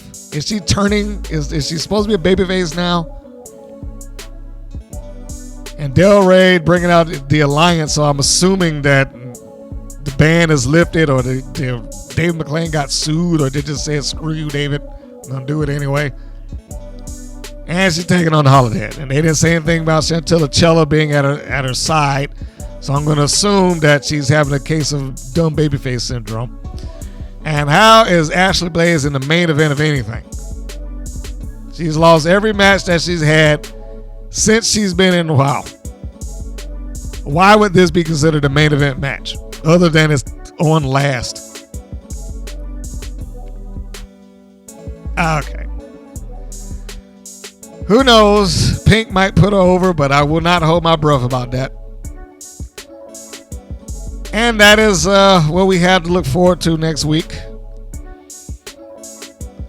In the interim of that, before I get myself worked up and stressed about WoW and what kind of stuff they're doing, let me just say, like I said, in closing, that episode was both good and bad. Nothing against the performances, some of the questionable spots, definitely the commentating in the main event. You know, those are the key highlights there. And I hope that never happens again. I don't know who or why anybody would even want to hear them just hollering over the speakers like that and doing the commentary. I mean, what are you hiring people for? I wish, let me get a job like that where I could be hired to do something and then you do it for me anyway. That'd be great. Anyhow, in closing, the abbreviated version, you can always catch all our stuff at WPNWrestling.com. Go to the website. It has the centerpiece and nexus for everything. All podcast episodes go there. All videos go there. And everything that has been shot video-wise for wrestling, some interviews, and a few other things that have nothing to do with wrestling, all on that stream 24 hours a day, 7 days a week. And maybe there'll be some new other stuff. I might just start branching out to a network run overall. But that's a future cause. But that is the focal point. And if you are checking out this podcast on, say, Spotify or YouTube podcast, I know there's not a Google one anymore. A rating helps. Good stars. If you're on YouTube, do the YouTube stuff. Like, share, subscribe. And I think that does it. So I will look forward to seeing this upcoming episode, where they're going, what they're doing. The debut of Sibley Scoles. The first interview segment, I guess, by your new champion. And the return of the vanity titles being put on the line against another mismatch of babyfaces. And on that note, this is Mr. Green saying that this is Mr. Green saying so long, and we'll see you on the next go round. Take care, everybody. Thank you for listening to the WPN's Rights and Wrongs of Pro Wrestling. If you have questions or comments, please contact us via our Facebook or our YouTube channel at the Women's Pro Wrestling Network. If you're new to the WPN, feel free to subscribe to our channel and like our page. We appreciate your support. Thank you again for listening.